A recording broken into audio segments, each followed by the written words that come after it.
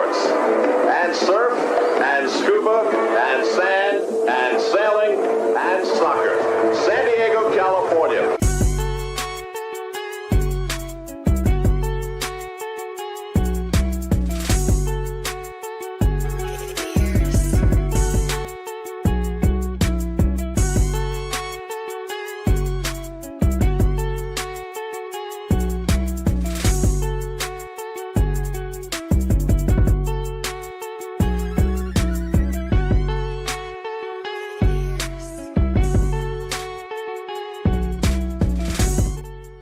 Season's greetings and welcome to Smalls and a Mic 292 on a Monday where San Diego FC remains atop of the West and top of the MLS, but more specifically, top of California. The Kings of California, the Kings of Cali.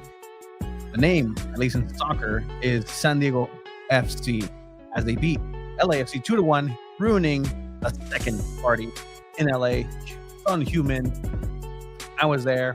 It was an incredible atmosphere. We're going to get to highlights. We're going to talk about the game, everything around the game, what this means moving forward. We have some sound from Mikey Varas, and it's a roundtable special edition because it is a Sunday game. I like the way, we're kind of mixing in the CHROMANIACS in here as well. Yeah. So we'll talk to the CHROMANIACS. Chiva, what's up, man? You also watched that San Diego Wave game, Seattle Reign. That was a rough watch. Another 0-0 against Seattle. I guess you take a point back from the arch nemesis of San Diego Wave. But either way, that's one thing that is for sure. Later in the program, I just realized I didn't send the link to Coach Beto. Coach Beto will be on as well. Go ahead, Sanded. Let's start bringing in everyone in to start talking some San Diego FC because I'm excited, man. It's going to be fun. It's going to be exciting. It was a good game. So let's go ahead and bring in Abe, our very own Abraham Cepeda. What up, Abe? Where is he? What's up, boys? How we doing? You guys excited? You guys ready? It's a crazy weekend. There's some good soccer, definitely. I watched a lot of different games too. Leagues Cup. You guys want to talk some Leagues Cup? I want to talk some USL Championship. I'm ready. Are you guys good? We're not. Oh, okay. Well, I guess I'll take it from here, but. Yeah, just a huge moment, monumental win for San Diego, statement win, type of win that you put on the board. You take a picture of the team or a big moment from that game, I think, and you can put it up on the wall forever. That's the type of game I think I'll remember for the rest of the season going into Los Angeles. I don't know what else done. There's nothing else that we can do. It's a little bit echoey now. There. You guys good? I can hear you guys now, though. I don't know if you can hear me, Abe. Can you hear me? Yeah, you sound normal. All right, we're gonna get back in right now, but go ahead, keep taking it away, Abe. Yeah, I kind of got lost for a second there, but it was just a really, really big moment that I don't think any San Diego person, media fan, player is ever gonna forget. Seeing the scenes from the supporters section where it was just unreal to hear BMO Stadium quiet at the end of the match. That was really cool.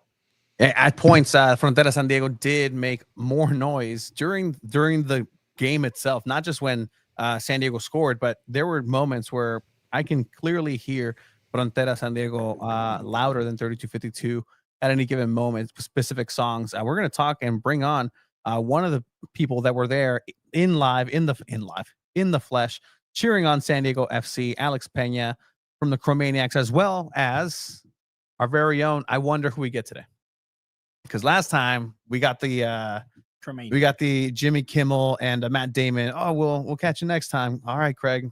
And I'm not complaining, but we got the CHROMANIAC. So we'll see who we got today. We got Alex and Craig. Hey. Yeah. I let you guys down last time. I wasn't here, so I thought I'd turn up this time for this incredible game and this great round table. What's going on, fellas? And Alex, have you recovered from the excitement of last night? Well, how do I sound? I feel like my voice was a little lost this morning, but I think I've recovered.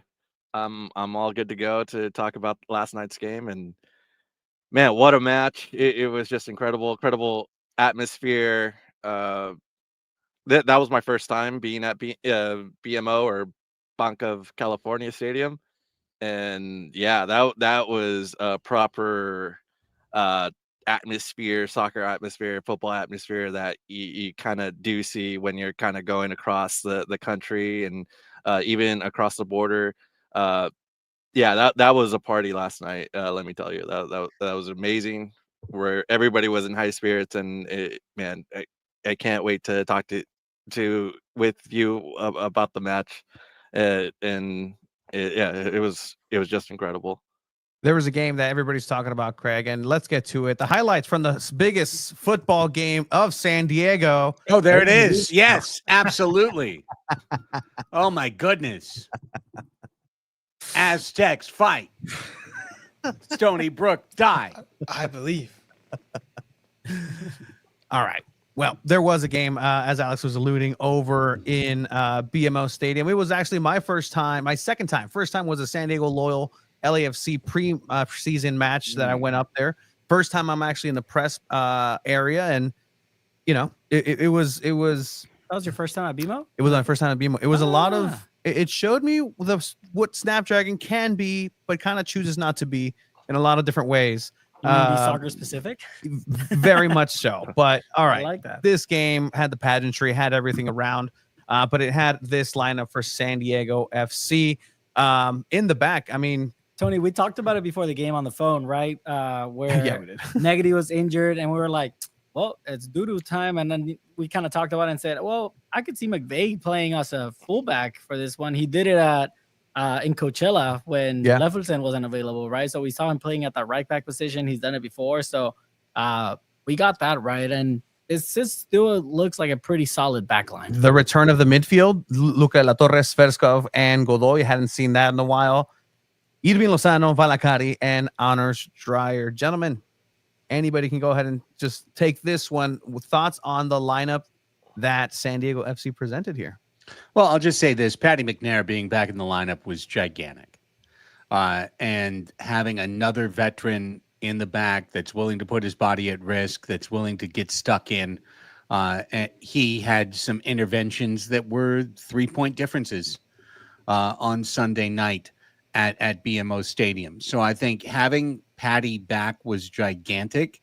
And the second thing I would just say, and I'm staying on the back line, is I'm just becoming the biggest Mano Dua fan that you can imagine. This kid is showing you game in and game out that he belongs on the stage, that he's not too small for it, that he rises to the occasion, and that you can count on him in sticky moments. So seeing those two guys in the lineup was really encouraging to me, not even worrying about everybody in the attack. Yeah, for me it was Oni Valacari in that 9 spot or false 9 spot. I thought he hasn't started there in these last couple matches. He's been moving up there once they sub off Tomas Angel or when Corey Baird got injured in the last match. But Oni Valacari had some great passes and just simple moments with his press that like really opened up Chucky and Anders up there. It was really good to see from him. And that was a question, right? Like, what is this going to look like coming into the playoffs? And I think Mikey's really zeroing in on his ideal 11 as much as it can be, always knowing in the back end that you're more than likely going to lose Bombino for the Under-20 World Cup. So that's where, Leo Duro comes in and you have different options. But the main event this night, like, there was no question. Like, there was something in the air, Alex. I mean, going up, I don't know what it was like inside of the buses, but I remember what some of those bus away days entail. It was great seeing those 7 buses pull up, some of the supporters coming out, haciendo desmadre, like as you would love the scenes to be for a proper rivalry match, Alex. But Son Heung-min, this is the guy that everybody was waiting to be. Therefore, I met so many Tottenham fans that couldn't believe that they were watching Son play. So many Tottenham fans, shout out Weston, who are rooting actively against him. But you've been rooting for him this whole time. Just take me a little bit through what that was like, seeing him on the lineup and knowing he was coming. Yeah, I mean the reaction from the crowd was Yeah, you heard it as soon as they announced his name, and yeah, there was a big loud ovation for Son. And yeah, you saw it all throughout the stadium, and it's something that I'm very familiar with. That you see all the Korean flags, you see all the Korean people, and people that might have flown in from Korea to see this match. And yeah, it's a big deal to have such an international superstar like Son be at your home stadium there. So yeah, it was everything that I thought it would be. People from all over came and probably came to see LAFC for the first time. This is if they're following Premier League, they were probably following Son at Tottenham or in the Bundesliga, and this is or as a Korean national. And this is this was their first opportunity to see Son in LA, and you never know where that can end up being for those fans. They could start being LAFC fans, or they can come over to the good side, the good side of San Diego FC. There's a video out there that has Son Heung-min saying "Let's go Padres." I don't see one that he's ever recorded saying "Let's go Dodgers." Have you seen this one yet? Yeah. Just wait till next week. It's fine. It's fine. You know, a unique financial opportunity for LAFC to capitalize on Sonny's home debut, so much so that they tried to reduce the SDFC supporters section from 600 to 250, and tried to up their ticket price from $20 to $250. And thank goodness San Diego FC stood in to keep LAFC cravenly from trying to extort San Diego fans for a much higher price than they promised. And given how the second half went, with LAFC missing like 1,000 chances to tie the game or take the lead, I'm going to say that karma is a bitch and don't piss off the soccer gods. Yeah, I mean, just to kind of give a nice little bow, I think the math was done. It was a good $60K that the club forked over for that. Just a good baseline $60K, just to say, hey, you know what, we need our 600 folk up there. And at the end of the day, my biggest takeaway was I'm just here for a great soccer event, and this has to go perfectly for MLS. This was the night for them to just say, look, we have this superstar coming home. We have the first place team in Honors Dryer, Chucky Lozano. All the stars are out. Look how we're ramping up for the playoffs. And on the other screen, Leo Messi and in Seattle taking battle in Seattle, MLS pride and joy, wins Leagues Cup. And in here this night, this match, it was the perfect night for soccer in the U.S. at the highest level. And a lot of it has to do with San Diego FC, and San Diego FC is now on the forefront of soccer in the U.S. for sure after last night. Yeah, no, absolutely right. And it's also a win for those fans that believe that you don't have to buy those world-class has-beens to be successful in the U.S., right? Yeah. I mean, Leo Messi lost the League Cup final 3-0 against Seattle, and now Seattle collects all the Infinity Stones of championships you can win in North America. The Grand Slam, yeah. And San Diego FC beats Son and company on their party. So I think that just shows a big message, right? Of saying, like, you don't need to buy all these superstars that are past their prime to be successful or to be competitive. What blew my mind, granted, I thought LAFC would win this game just because of the momentum and all that they had coming in and the way SDFC has been playing lately. But what blew my mind is that despite SDFC leading the West and being up on the table for a while already, they were still underdogs in this match. LAFC was over 56% favorites to win this match before it started, which I don't know how you all felt about that. It made sense to me, honestly, just injury-wise. Like, San Diego FC had a lot of players out, and it's hard to be, like, that good against a team like this. And always with these huge players coming in, they always make a humongous impact. I think Son almost scored so many times, if not for the amazing saves by CJ Dos Santos, which I don't think any of us would have ever predicted at the beginning of this season. That CJ Dos Santos, this young kid, this young goalkeeper who we're surprised even gets the starting spot, is just making unreal, like life-changing saves. It was so cool to see.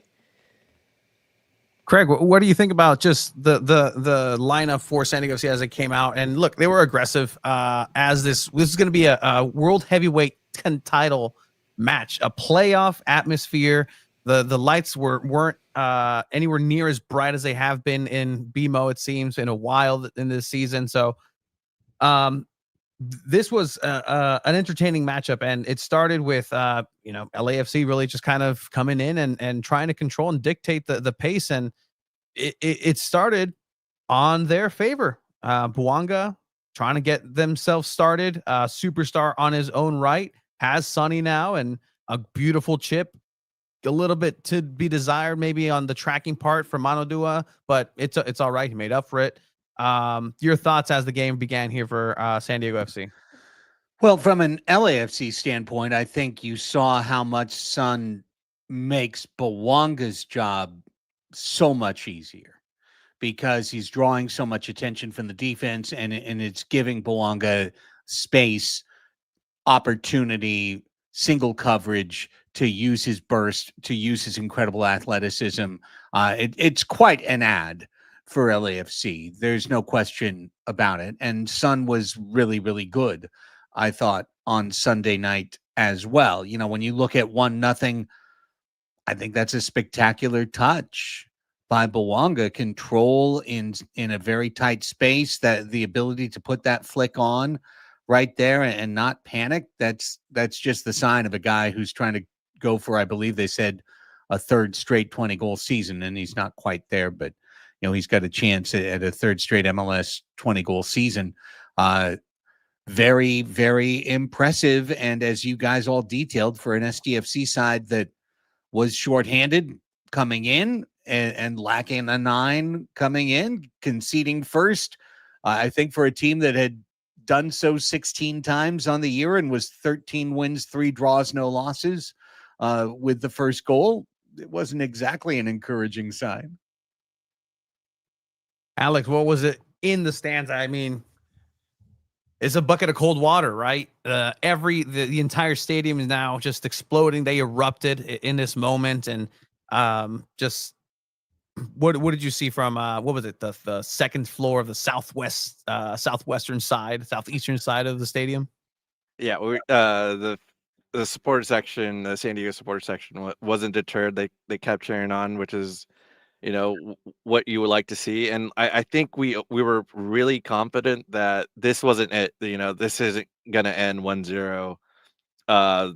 The team just put so much fight, especially on the road, that, yeah, this isn't going to end 1-0. So I think we felt very confident that we were going to see another goal coming from San Diego FC.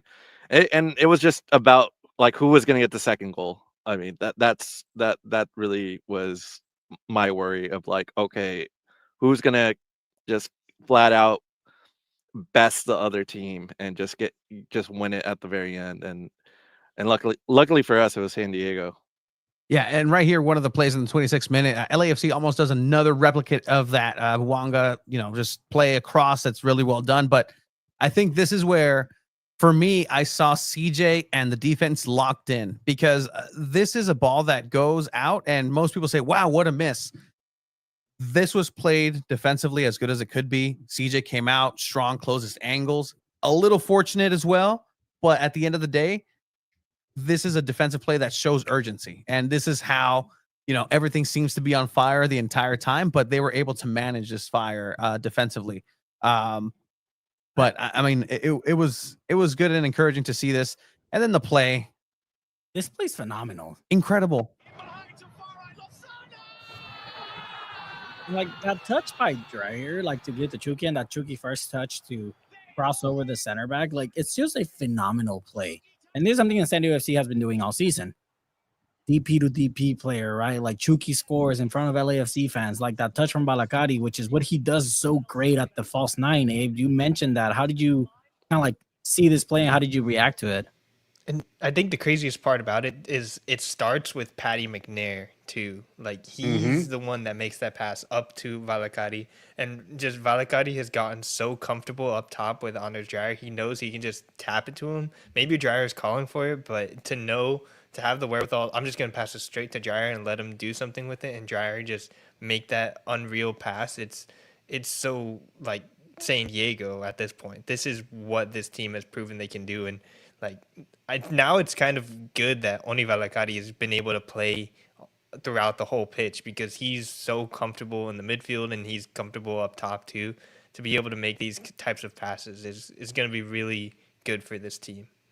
I mean, you look at that right there, and it's like 3-7-10. The players taken out of the play by the passing in the span of just a couple of seconds from McNair up to Valakari, back to Dreyer, and then, a very simple soccer play, the 1-2, back to you, up to you, and the ability of Lozano to not only anticipate, to drive, to receive, and then to receive in such a way. He does have to stutter step a little bit. He's not on his strongest foot, but for him to have the optionality at the moment of strike to be basically center goal, right, left, leaves literally the goalkeeper frozen in his steps, unable to commit to one side or the other. It's a very clinical goal, and it's a sign of players who have been training together all year and created indelible chemistry. And I think that's the only thing you can say about Dreyer and about Chucky. That's still Hugo Lloris who Chucky scored on. Like, that's still a pedigree. It's not the Hugo Lloris of old, but that's a moment where, like, in order to leave Hugo Lloris stranded in nowhereville like that, it takes skill because he's able to lean his entire body one way and just do a feint and just the slightest touch for that. And I mean, Chucky scored on great goal. I mean, he scored on my Neuer, right? Like, but I mean, talk about Chucky making a statement, right? Getting called up for the Mexican national team and scoring a goal and having a great game and beating Son and company and with LAFC. Like, Javier Aguirre's probably looking at this and saying, "Okay, Chucky, like you want some minutes in this upcoming friendlies. We might get some minutes for sure." But yeah, no, like this goal was just so beautiful to watch. Like, I mean, this is a contender for goal of the week, I believe. Yeah, SanDiego.Futbol. But that touch from Dreyer, right? Like right there, making it 31 goal contributions and making the statement saying, "I should be the MVP." The thing that I loved about the goal was, I was talking to a few friends about the two guys I'm looking forward to watching this match were Chucky Lozano and Anders Dreyer, because it just felt like they just rise to the occasions for these big matches. And not only does he score the goal, but he points to the 32-52, tells them like, "Yeah, I hear you guys talking." Like, I love everything about that. I'm so happy that Chucky is on our side and not anywhere else. And I always think about, like, LA Galaxy almost had a chance to get Chucky, and I'm just so glad he's ours because he just brings it. He brings it to big matches. The most famous one we always hear about is Germany 2018. But man, it was just a whole nother level for both Lozano and Dreyer. It was incredible. And look, the thing about it is that if this team is playing like this, and this is what Mikey Varas said that he was going to go ahead and do, he's going to go ahead and just run this team and sharpen this team, and they're going to maintain this edge about them into playoffs. And if they keep playing like this, again, hopefully it's sustainable. But this has been the question, Craig, the entire season.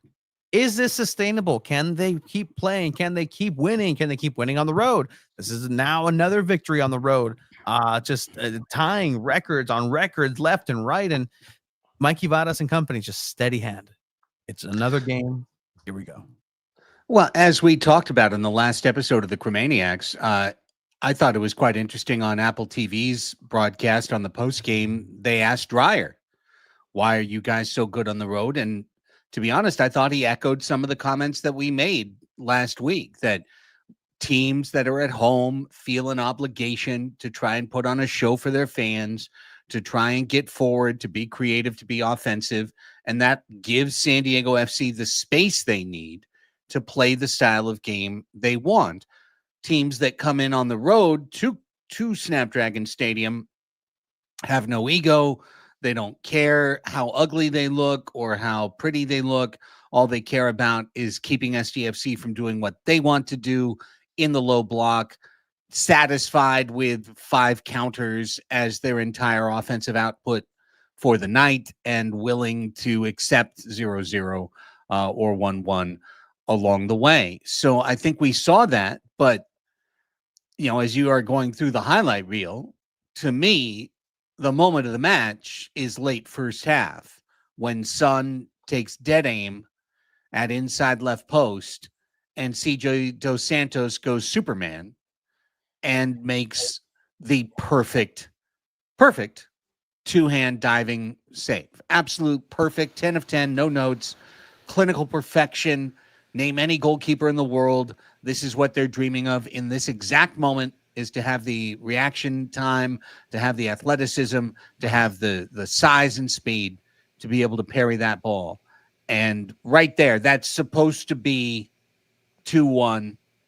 LAFC's into the locker room at halftime ahead, and the entire match is different.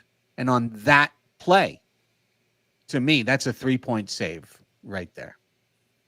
He had an excellent match, CJ, and this is something where there's a level of compensation that goalkeepers sometimes do. Good goalkeepers with their legs usually, historically, are not the best shot stoppers, and vice versa. This is one where, this is really the prototypical of the next version of modern goalkeeping. You have to be excellent with your feet, and you have to be there with your reflex, just elastic saves, para la foto, as we say in Spanish, for the picture. Like even if nobody's watching, if there's one person who in a empty Sunday league game, but that sees that and just claps it up, the goalkeeper that made their day. But in front of a sold out LAFC game against Sonny, I agree with what you said, Craig. Like, this is a 3-point save. Like, this is right before halftime. We've seen it before, right? When a team goes down right before halftime, that brings the morale down. That brings the whole team down for the whole second half. And it's like, damn, like, we were surviving. We tied it up, gave that goal away against Son. Oh, man, now you come back second half trying to catch up and everything. But I agree with that. And the second half was a pretty similar story where LAFC were trying, and the backline Mano Dua was near perfect in this match. Like, my hat's off to Mikey Varas for saying, Mano Dua, you're a center back. Like, they drafted him as a center defensive mid. Yeah. And they saw something in him and said, no, you're going to play center back for us. Maybe because of all the injuries, but the guy is adapting so fast and so well to that center back position.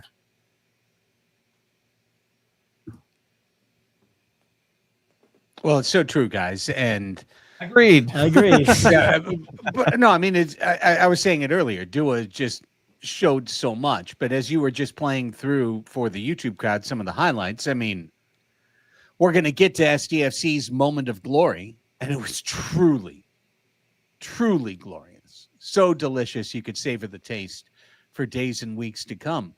But interspersed all around that were, 0.21, 0.30 type shots on the XG for LAFC that they either came up a quarter step late or an inch off or just a, half step behind. And I'm willing to say that as well, that for all the good things SDFC did on that night, Sunday night, they also had a beautiful dose of good luck along the way.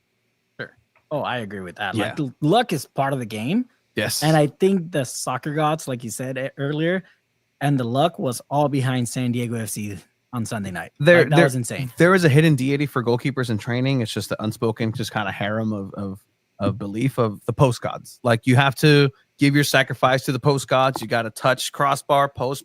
Like, it's a thing. You have to do it. And CJ did the ritual correctly last night. So hats off to him on that end.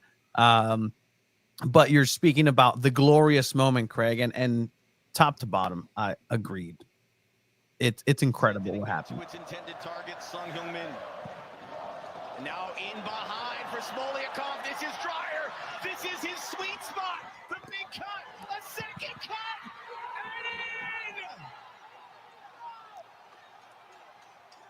And in. Is he your MVP?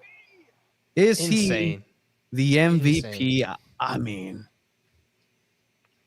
come on, guys. It's so difficult just because I mean it's the Messi effect, and MLS will do anything for Messi to shine. But at this point, Dreyer is the best player in MLS. Like there's no doubt about it. Like 32 goal contributions, wins this game. And how many times have we seen Yepes Verskov give those through balls to Anders Dreyer? Like that pass is just insane. Like I think I heard it on the broadcast too. Like It's sexy. Verskov is probably the best defender midfielder in the MLS as well. Like there's no doubt about that.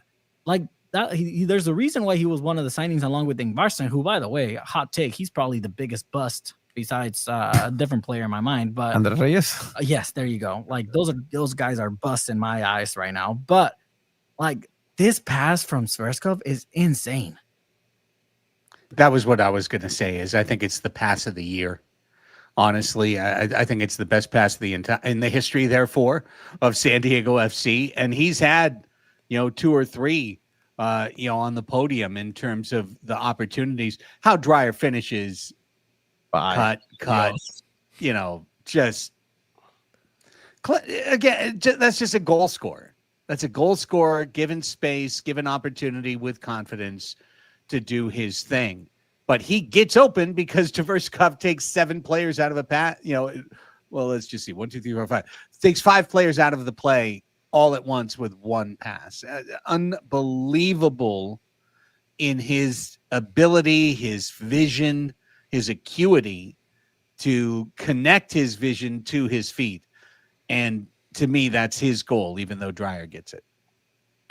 100%. My favorite part is actually just La Gambetta, the fancy footwork that he does leading up to it. Again, right here, he's facing away from goal completely. 1 touch, 2 touch, goodbye. What am I going to do with this ball? I see the run immediately. And with this, the grace that he launches this pass with. In NFL, you see quarterbacks just like, how did you just flick it? And it's 90 yards that way. Like, just such ease in the ability to get the ball exactly where you need to, take away the entire midfield. There's no midfield to be had. It's just incredible what Svarskov has been able to do, and that's just elegance. Yeah, I think my favorite part is the second cut, just because we've seen him cut before. Like the first cut, it's like, okay, he's going to take a shot right here. That's what I'm thinking in my head. But he takes another cut, sending another player to the floor too. Like not just like, oh, he gets like it's just crazy. Beautiful. It's beautiful. Yeah. And this is probably the moment where I lost my mind and probably my voice after this, because taking that huge lead in LA, 2-1, and I think I was jumping up and down, going side to side in the row. I just lost it.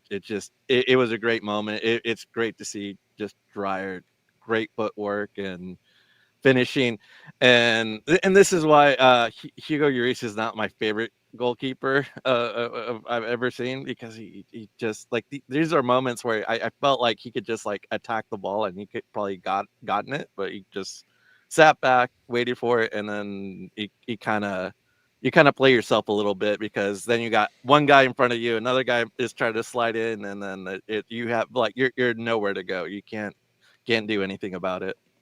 Well, Alex, this is where luck plays in. Like, this is where the soccer gods come in. Like, they get into the opposing team's head. Like, there was a play where Wonga had a 1-on-1 against CJ, and he doesn't take a shot, and CJ does what you're saying, right? Attack the ball and gets the ball out of Wonga's feet. Like, I'm a true believer in that. I mean, talk about Sverskov, right? There's a reason why he leads MLS in touches, 2,700 touches.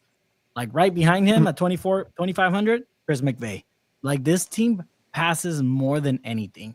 Like the small touches they do down the middle to open it up, creating that space up ahead for Chucky and Dreyer, it is insane. Like there's a reason. I mean, like SDFC is leading in goals right now. They're leading in assists. They're leading in passes completed in MLS. Like they are the best team in MLS, in my opinion, right now. I mean, Philadelphia's up there, but it'll be interesting to see them playing off at some point in the future, potentially in playoffs and the MLS Cup Finals. Who knows?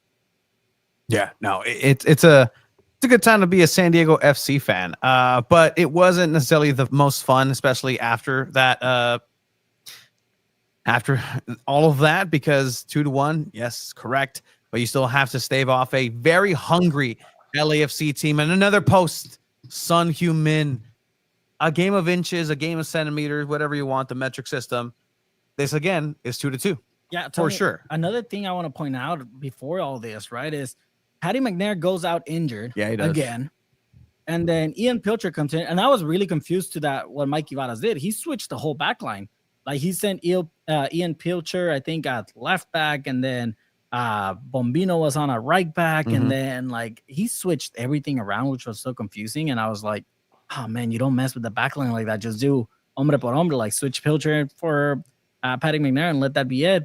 And then after all this, he does something else that we haven't seen. He parks the bus.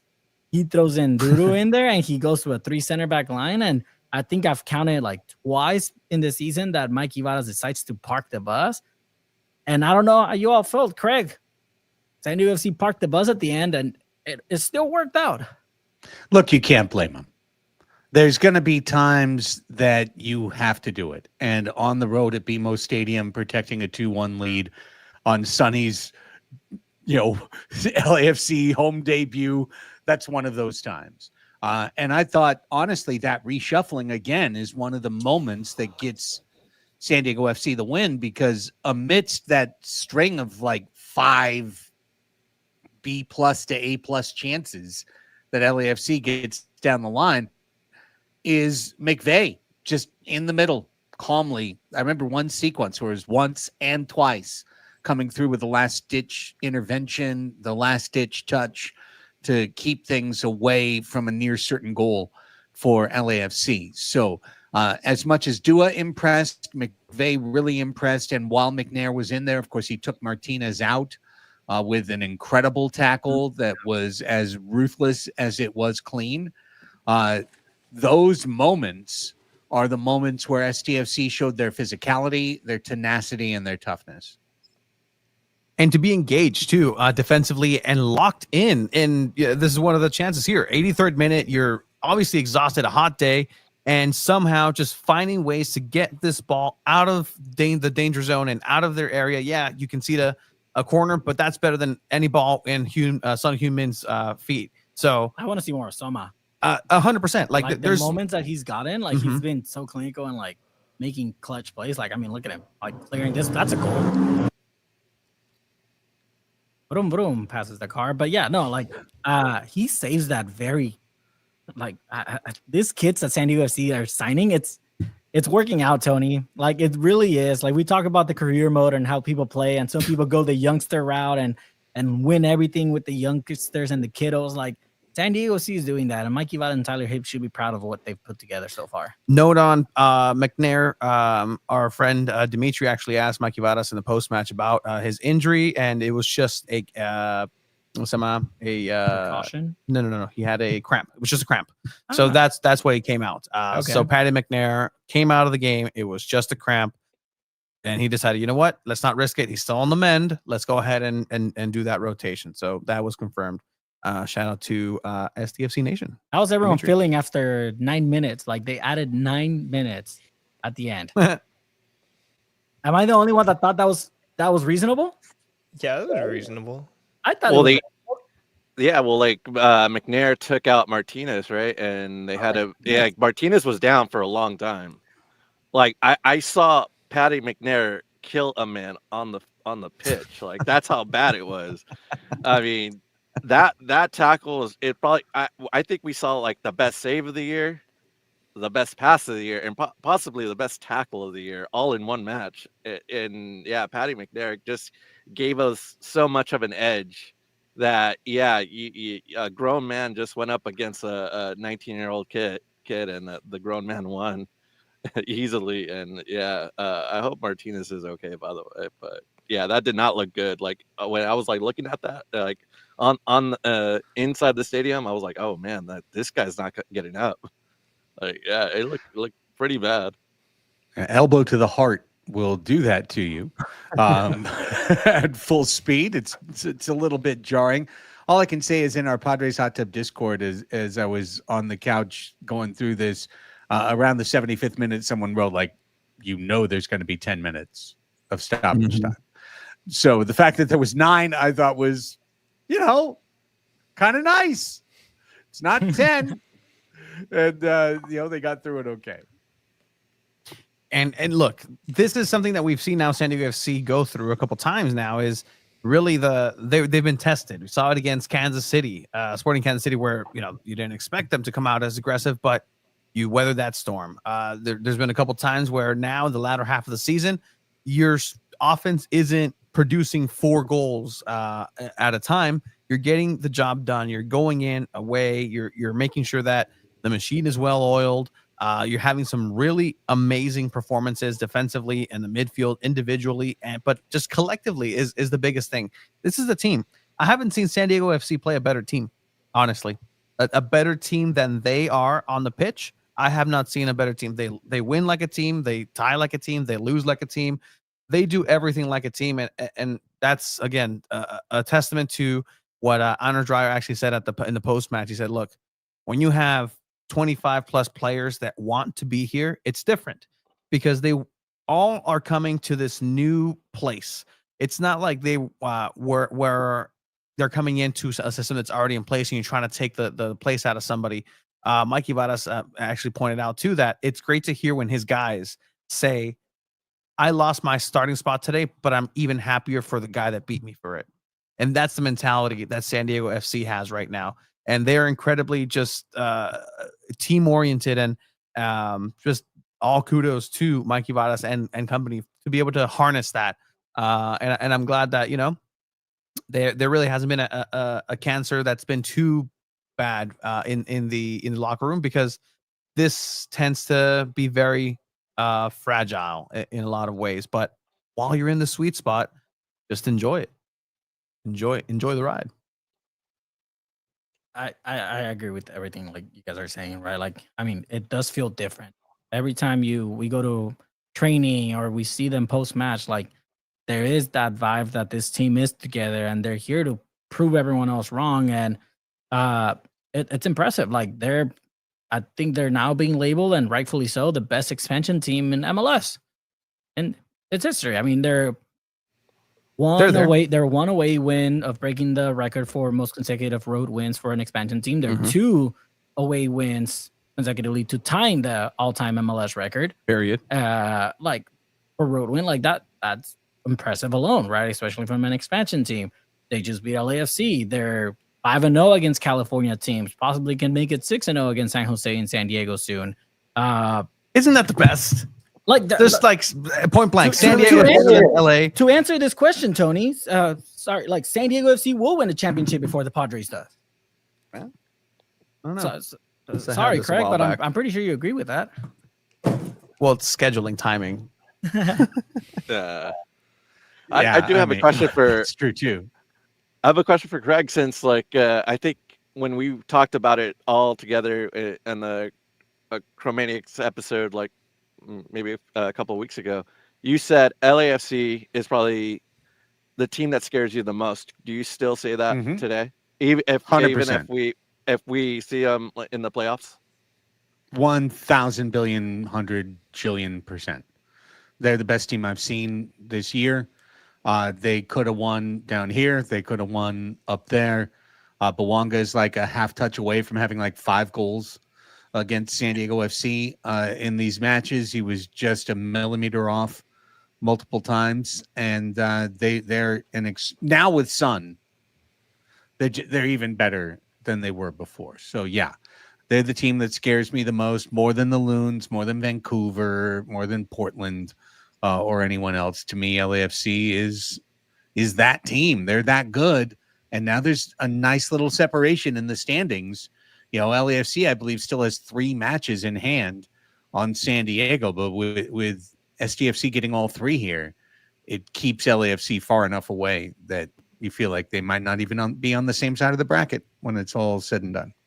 Yeah. Right now, if the season ended today, I think there's a chance they would face them in the second round of the MLS playoffs, which would be insane. Like San Diego versus LA at Snapdragon Stadium. Like I kind of agree with Craig though. It's probably the scariest team that San Diego could face. Like Son Heung-min in Snapdragon Stadium in front of 32,000 screaming San Diego fans sounds like a crazy experience.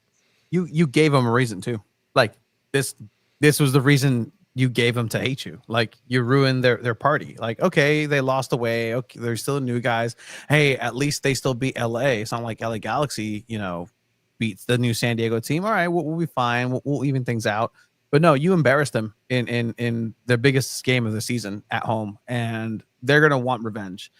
With that said, the prestigious Nations League, Leagues Cup champions are the Seattle Sounders. So cuidado con Sounders, because that's a really, really good team. I think they are the closest thing to a better team, if it's not equally teamy than San Diego FC.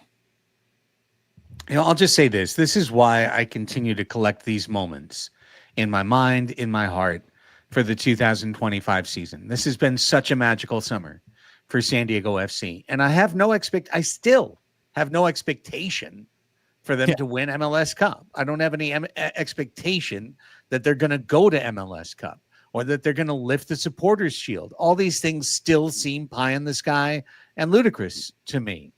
And I don't want to be like, this is enough. But like, if we going perfect, being the Kings of Cali, going to BMO Stadium and spoiling Sun's debut, going to LA Galaxy and spoiling their cup lift day on the season opener. These are moments I'm going to remember my entire life. This regular season has been truly magical. And whether they can finish it with a postseason to match, I don't know. But these moments are ones I will remember for years and decades to come. They're climbing up that best San Diego teams.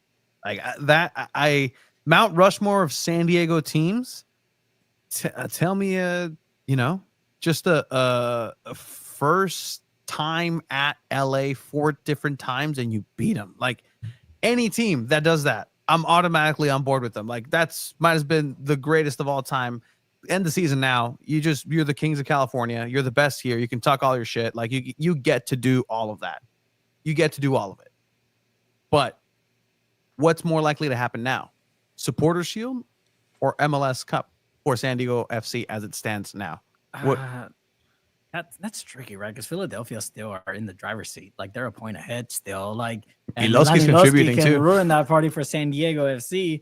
But I think more realistic, the supporter. I saw pain smile in Craig right now. Yeah, I agree with that. But I think supporter shield is more realistic than MLS Cup. I think when it comes to playoffs, and that's in sports in general. Like you need the experience. You need players to have that, like in their resume, right? To know how to attack these games. Yeah. That first round it's just best out of 3. So like stupid. that's so tricky because it's not even aggregate. There's no away goals. There's nothing like that. So dumb. If you take it game by game, on paper, San Diego and the way the season has been going, they should be able to cruise by playoffs. But we all know that San Diego has a history when it comes to playoffs. All right, that's enough of you. That's enough. That's enough of you. Yeah, quit it, you. I have the volume over here. All right, but you're not wrong. But you're not wrong.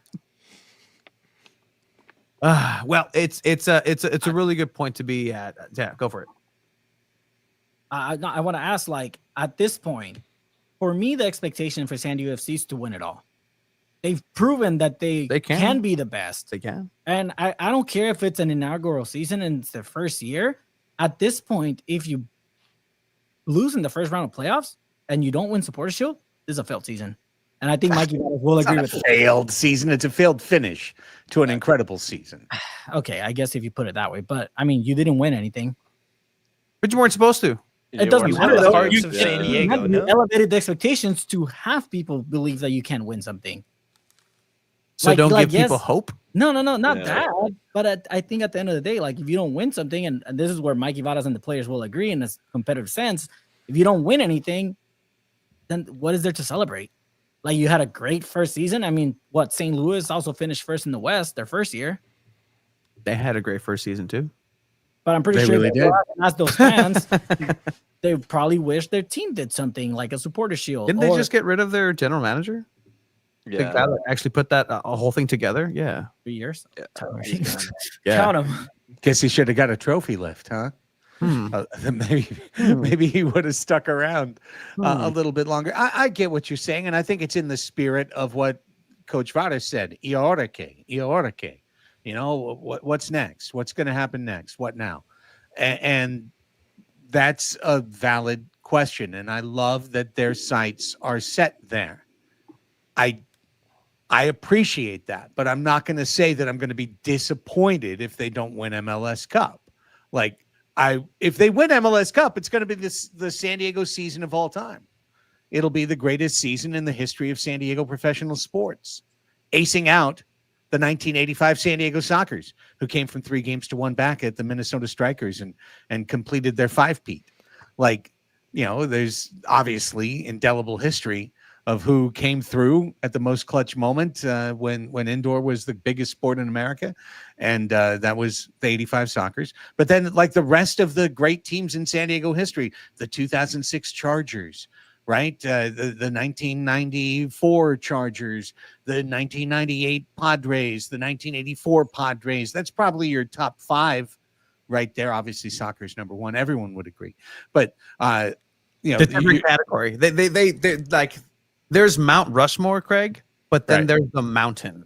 Right. There's like the cloud over the mountain, and that's the cloud of Ron Newman and Bronco Segota, right? And, you know, Clavijo and everyone else right there. But yeah, SDFC has a chance to be on the top of the entire list if they finish this and actually lift a cup.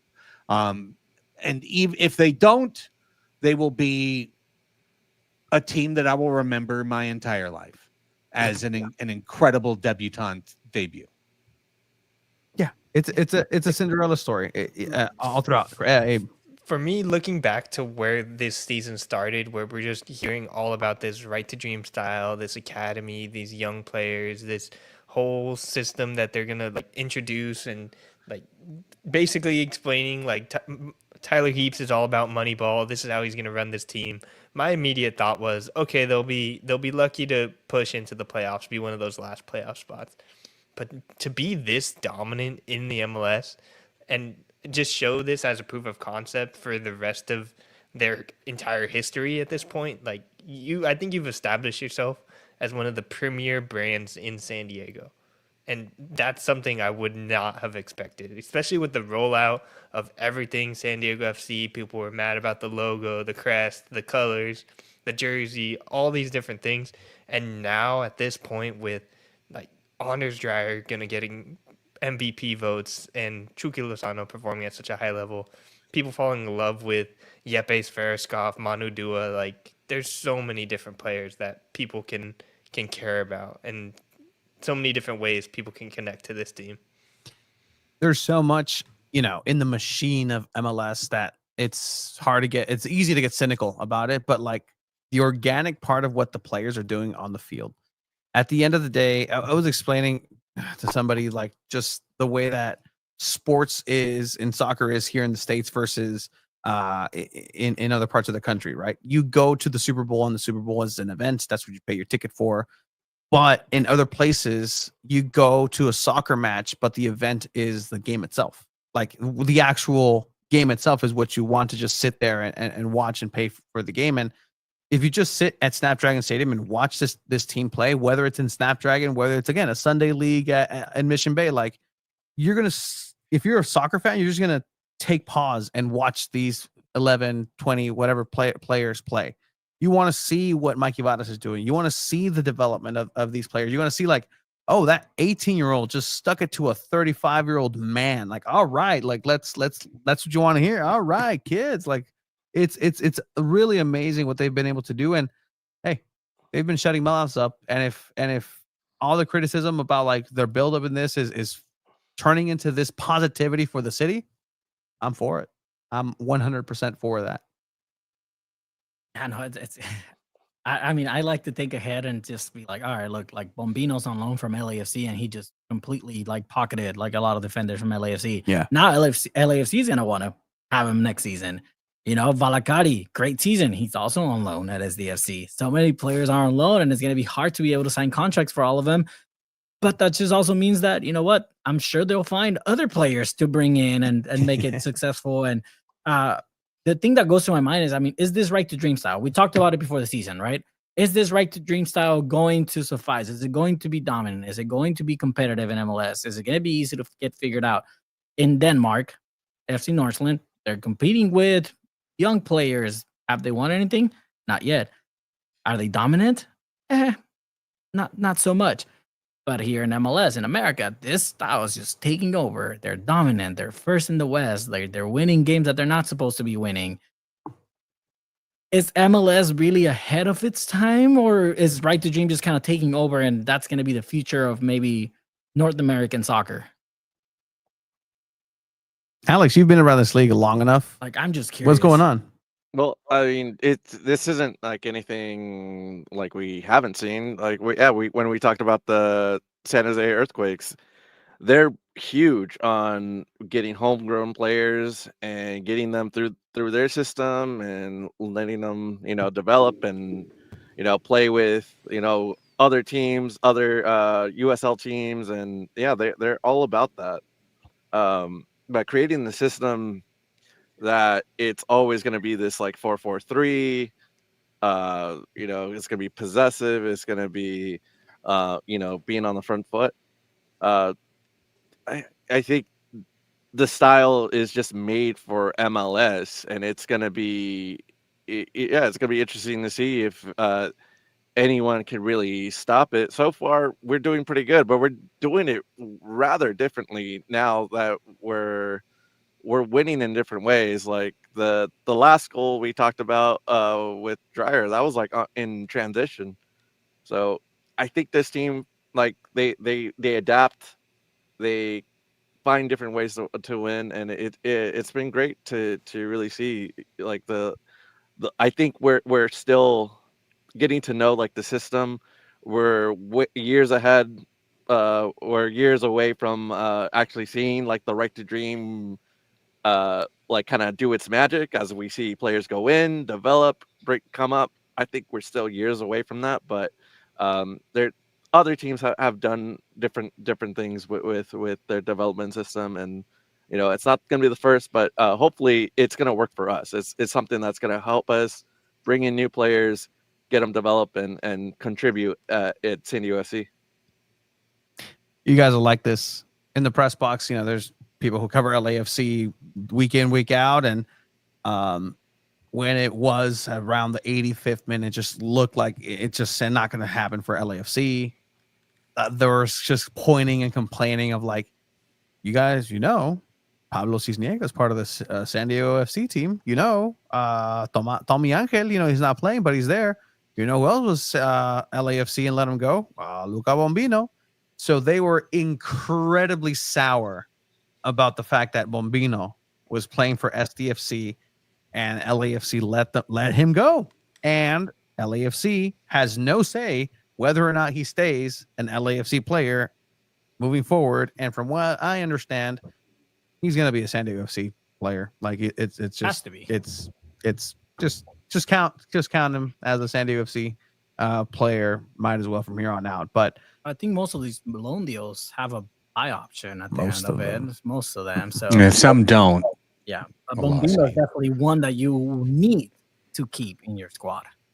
Well, let's hear from Mikey Varas post-match, because, he's telling us how he's going to do it and he's going to play. So what's the difference? It's not like it's any different from last week. Well, we'll stick to the style and stick to our fundamentals, and they do that.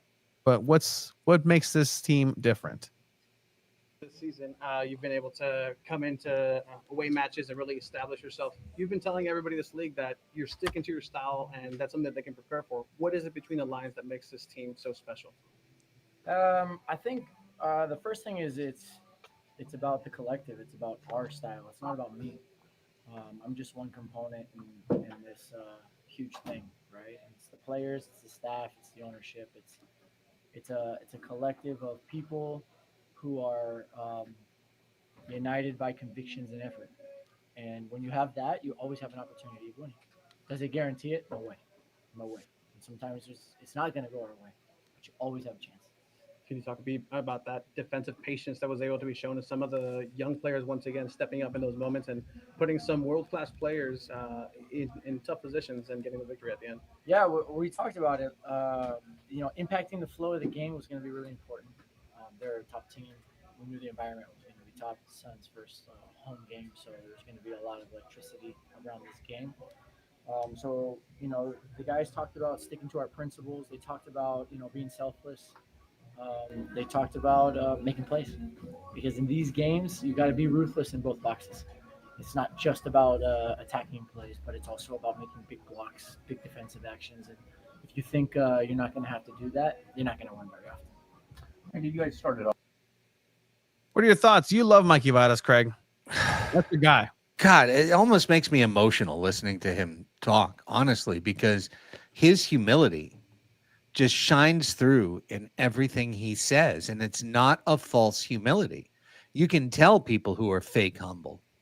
And that's not Mikey Varas. He immediately at the first comment when you're asking him says it's not about me. It's a collective. I'm just a small part of this. I'm just one voice in the room. And that's incredible. His honesty, his humility. The reason I want to see this team this year lift that cup is him. It's him, period. Above and beyond every player, every front office member, everything else, it's him, because we're not going to have him forever. But I want to remember him as the greatest coach San Diego ever saw. And he has a chance to be that. He's well on his way. Coach of the year? Right? Yeah, Easily. has to be. Who else in contention? Probably Philly's coach. Okay. But that's about it, I think. Yeah. I don't know. I think Javier Mascherano's up there. Late. I think something that I really like about Mikey Varas is that he's very realistic about things. Like the fact that he knows that everybody's replaceable. Mhm. And by what I mean with that is like asking him, hey, are you going to start resting players? You already clinched playoffs. He said, absolutely not. Like if a player gets hurt, all right, next man up. He said, if I'm absent because I'm sick, someone else is going to come in and do the job. Mhm. Like he legit knows that everybody's replaceable. There's no one person that's above everyone else. I mean, maybe Dryer, right? Just saying, but he legit believes that. That's a man who values his job. That's a man who's worked at a fast food restaurant before, probably, or some sort of just the value of a hard day's work and going in, clocking out. You know what? I may not be here tomorrow, but the work will. So it has to be done right when I'm here. And I agree, Craig. Like if there's one person that deserves all the accolades and everything that's happened, it's thanks to him. I think now, outside of obviously just anything San Diego soccer related, again, Mount Rushmore, the actual mountain, best coach on his way for San Diego soccer team. Abe, where do you put Casey Stoney? She won a supporter shield for you guys. Not you guys, just San You Diego. guys. Minority wave owner, Abraham Zapata.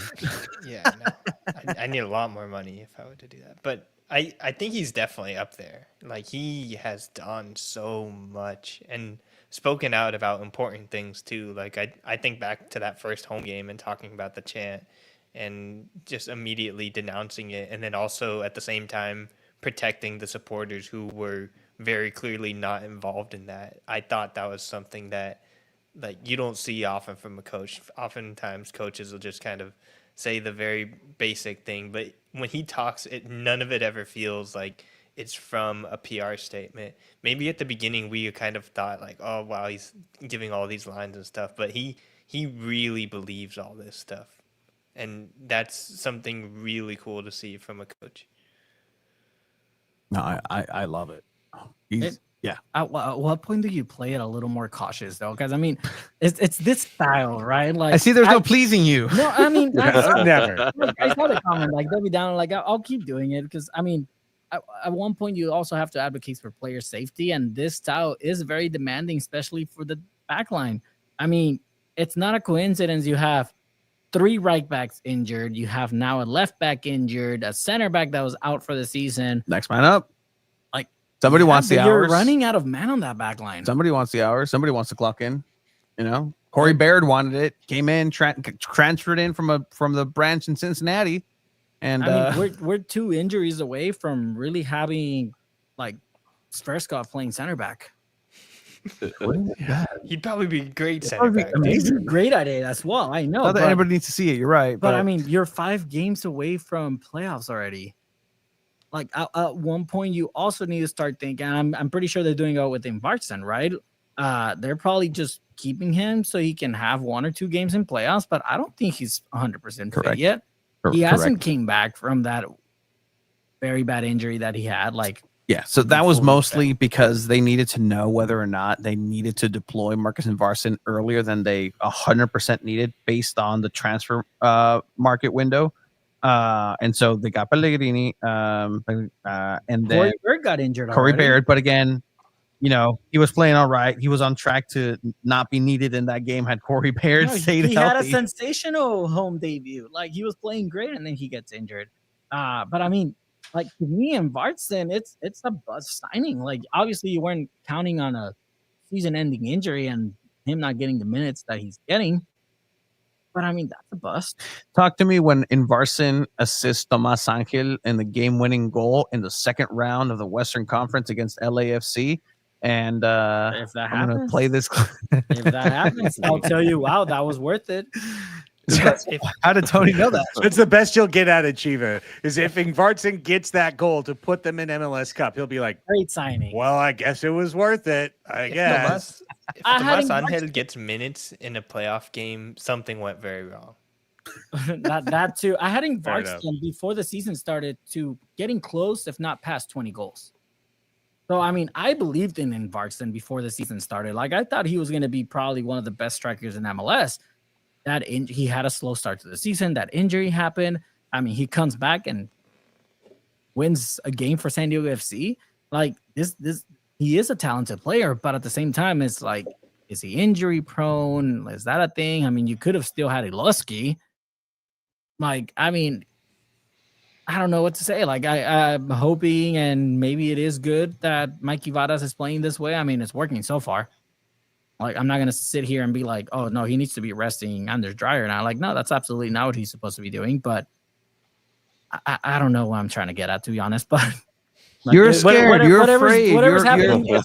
You've been in San Diego long enough and just been here just to understand that there is trauma in sports and it's a real thing. I just don't want to see my best pals be hurt by another San Diego sports team. Absolutely fair. Absolutely fair. But so far so good. So far so good. All right. LAFC. How was the trip back? How everything was fine. This was what I will say too, Alex. LAFC does away day supporters well. The system that they have is excellent. They kind of have, you know, San Diego FC supporters in this little like nook off to the side outside the stadium. That's their own beer garden, their own porta party garden. Like it's good. It's done in a Disneyland style of ingress egress. Like it was good times, and that's another good news. No fights from what I understood. But Alex, you were there. They win. You even realize that they won? Oh man, I thought it was all a dream. Like it was so amazing. They won, and yeah, they did section us off pretty well. I think everybody was kind of happy with that. Like the bus went right to the gate. From the gate, you go in. You can go right up to the section, or you can just get your drinks. You can use the restroom. It's all there. You're all sectioned off. It's a pretty good system. But yeah, like after the match, same thing. You just go straight to the buses. We had some celebratory beers on the bus. Yeah, thank you for the people that hooked me up. That was great. Thank you. And then yeah, it was a great drive home. I mean, and then also seeing like all the reaction. I know Craig was texting us, and like we didn't have any signal. Like I didn't have signal. Yeah. So, but yeah, Craig was texting us. I was seeing like all the different chat rooms. Like people were just elated. They were so happy and just it was just like good times all around. So I do appreciate that. I do appreciate everybody I met during this trip. Everybody had so many great things to say about CHROMANIACS, about Craig. They were asking for Craig and being like, hey, is Craig making the trip up here? I'm like, no.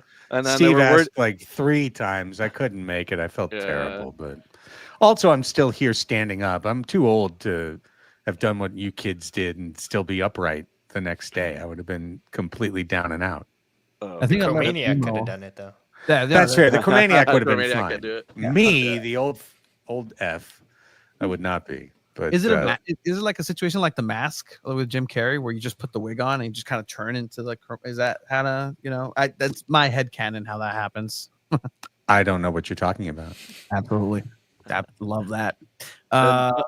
Yeah, and they were happy that you made it. I let everyone know that it's like, oh, Tony made it, because they were worried about you. They were like, oh, they were gonna be able, is he gonna be able to come in? Like, did that situation work out? I'm like, oh yeah, he's gonna be there. Yeah, no, 100%. We're able to make it and happily surprised. I was like, oh, it's an approval. All right. And then Abe was like, they gave you parking too? I was like, yeah, they must really want to know where I am when they need to come and break my legs for that story. But no, actually, the one loss that San Diego did take, unfortunately, was Snapdragon Catering versus LAFC Catering. Oh my goodness. I'm not a big fan of chile rellenos, but chile rellenos were presented and wow. Just wow. And halftime, they bring a tiendita with like snacks, chamoy, and like, oh, that's cool. Just bags of like the $10 AMC boxes of candy, like just there. Didn't have any, just high blood sugar. Of course not. Responsible man, but absolutely. Yeah, no, I mean the food at Snapdragon hasn't been. It's fine, but you know what? It's okay. Oh, and Portos, LA just that. Okay, I've never. I don't know, but I can ask if you, like Abe, is it the exact same spread for SDFC as it is for Wave? For at Snapdragon? At Snapdragon, is it like the chicken and the potato tacos like we get every single? They get much match? better at San Diego FC. Oh, okay, good. The sad tacos with cebolla and cilantro off to the side. Yeah, it's exactly. You're not even a salsa. No, when it's enchilada soup, because they can't figure out, like the chefs make enchiladas decently for, Weddle folk, but then they give you tongs, enchiladas that are just wet, it's disintegrate. But then they're like, oh well, let's have a spatula. But then it's just anyway, these are the real issues that people tune into. Let's get to the bottom of this. The free food we receive when we go for free to go cover their matches. But no, it was a great time out there. Good seeing everybody, and it was good to see San Diego be represented in such a way over in LA. And look, Padres de Los Angeles until further notice. Yeah. Like you got it spot on. Like, I mean, this was a dream match for San Diego FC and its fans, and they remain top of the West, 1 point behind Philadelphia for Supporters Shield with 5 games to go. Yeah, absolutely. Craig, Alex, this is su casa también, SanDiego.Futbol, mi casa su casa. Anything else from you guys on today? And we'll have a preview because, again, we'll have an episode. Thursday. This Thursday. Yeah, we'll have an episode this Thursday. I left BMO at what, 12:30? I'm going to be so confused because today's Monday, but I think it's Sunday, and I'm taking my son to school tomorrow, and I'll think it's Monday and it's Tuesday, so I'll be confused. But we will be there on Thursday for sure with episode 15 proper of CHROMANIACS. Padres Hot Tub will be back tomorrow after the Labor Day weekend. Both Chris and Rafi have been away, and boy, the team just saved their worst performances for the week. So we'll have a piss and moan fest probably on PhD coming up tomorrow, and a new episode as well of Crossing Streams coming up this week. So busy podcast week. A couple weeks from now, the Four Nations Cup up in Oceanside at Front Wave Arena. So we'll get in on that as well. Probably have a little soccer summertime in the next 2 weeks to preview that too, Tony. So lots of fun stuff happening, and always appreciate being here. Absolutely love having you here. It's an honor. I love your time being spent here as well, Alex. Yeah. Thanks for you guys. Thanks for having us, and yeah, thanks to everybody I was hanging out with at the match. It was lots of fun, lots of dancing and singing and cheering, and it was a lot for starting at 2 from getting to the bus, getting at the bus, and then all the way till midnight when I got home. So it was a long day. And then check us out, CHROMANIACS podcast, and then check my Substack, Chromatic FC. I'll have a nice little recap of another away days trip, and this is the second one. I probably will have a third one towards the end of the season, which is going to be exciting at Portland. So that's going to be fun. That's one I want to go to. I so bad. Seriously, if there's one I could go to, that would be the one I'd want to go to the most. I went to Portland, San Diego Wave in 2022 for the playoffs. Genuinely one of the coolest soccer atmospheres I've ever been to. Portland is so cool. They know how to do soccer right. That's coming from an Oregon Duck, so that's huge. Wow. Yeah, I mean, it rivaled Autzen Stadium.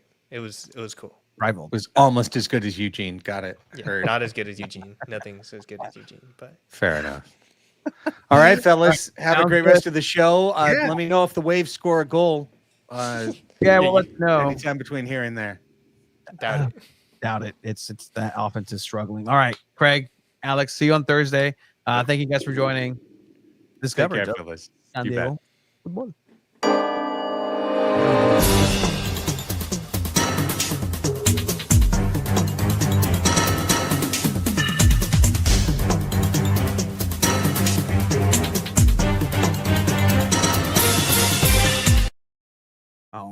All righty then. So moving into the second segment. This was the second segment. We have segments here. A little bit of a different shift. We do have some San Diego Wave, as Craig alluded. Not a lot. 0-0. We'll talk about it here in a bit. As you can see from Abe's just demeanor, that was his. Even Abe doesn't want to talk about it. I'll give you guys a preview. I know we're gonna have set up at San Diego with the legendary Coach Beto.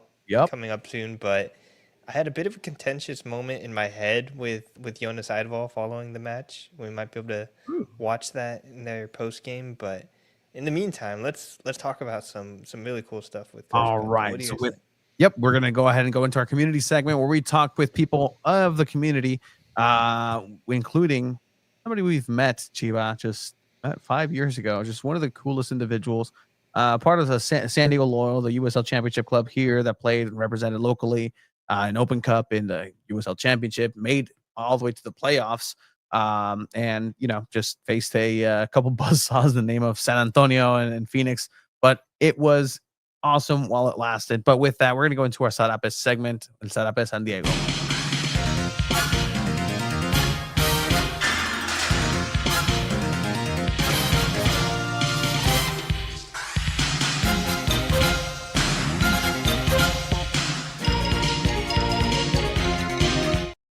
All right, with that, we welcome El Poderosísimo Beto Rico, Coach Beto. Hey, I love that intro, guys. That's awesome. Man, how are you doing? Dude, I'm doing well, man. I'm doing well. Really good. How are you guys? How you guys been? No, we've been, still doing literally the same thing, Coach Beto. Just talking about soccer, and now it's San Diego FC, but it's the same thing but different. Yeah, It's all no, man. I love it. I love it. I've been trying to catch what I can, and big fan of you guys. You guys know that. You always supported the team when we were around, or when they were around, right? So, yeah, no, thank you. Appreciate always the support. Yeah, no, 100%. And so something cool that you've been doing over on your page is a silent auction of some of the cool stuff. The you being the kit man, the actual kit man of San Diego Loyal, you have just a wealth of items and just exclusive things that you've had. And as you see there, one of the people who won one of your silent auctions coming in for the Colin Martin silent auction there, saying thank you, Coach Beto. So you have these silent auctions that have been happening. So tell me about some of the cool things that have been going out so far. Yeah, man, it's been really fun. It was one of those things where throughout the years at Loyal, I was kind of collecting things that you wouldn't find normally, like at stores and shops, and this is stuff that they were special, right? And so what I wanted to do was, at some point, because the plan was having a stadium, I wanted to have like a museum room or a museum display, right? So be able to put things up that kind of showed the history of the club and how it started. And so it got to a point where, I collected quite a bit of what I say, collectibles, right? These aren't things that, like I said, you'll find at the store. Some of it is signed, some of it is not. And so it's been really fun. But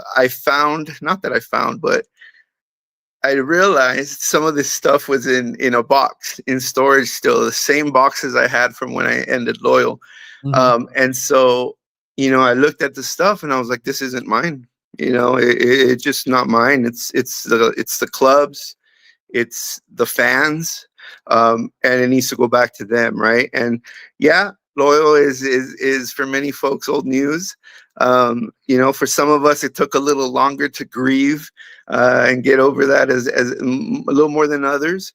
And I think having them in boxes, this stuff is representative of just me trying to hold on. And I think that's a big reason why I'm doing this as well. Partly selfish, really have a closure to this whole situation and really be able to give back these special items to those that deserve them and really want them, and they're love the club as much as all of us did.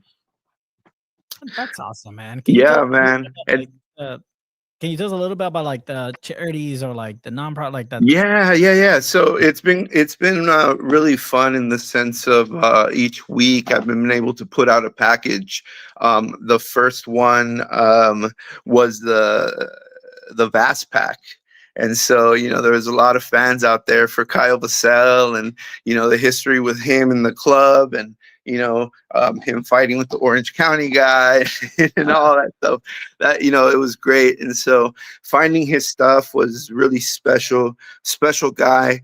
And so being able to, to have someone have that, those items, those collectibles, but then also be able to help give back, right, to some of the community stuff. And so, I have different charities that, so far I've raised maybe like $50 per each. We don't, they're not big pack, they're not big bids. I'm not doing this for the money. It's really because I want to be able to give this stuff back to the fans, right? And back to the people where it belongs to. And so between the Vast Pack, the Legends Legacy Pack that had Charlie Adams and Jack Metcalf, had the the Proud to Be a Baller Pack with Colin Martin, and so it's been cool. This last one, the one that I really want to just kind of finish off in a special way.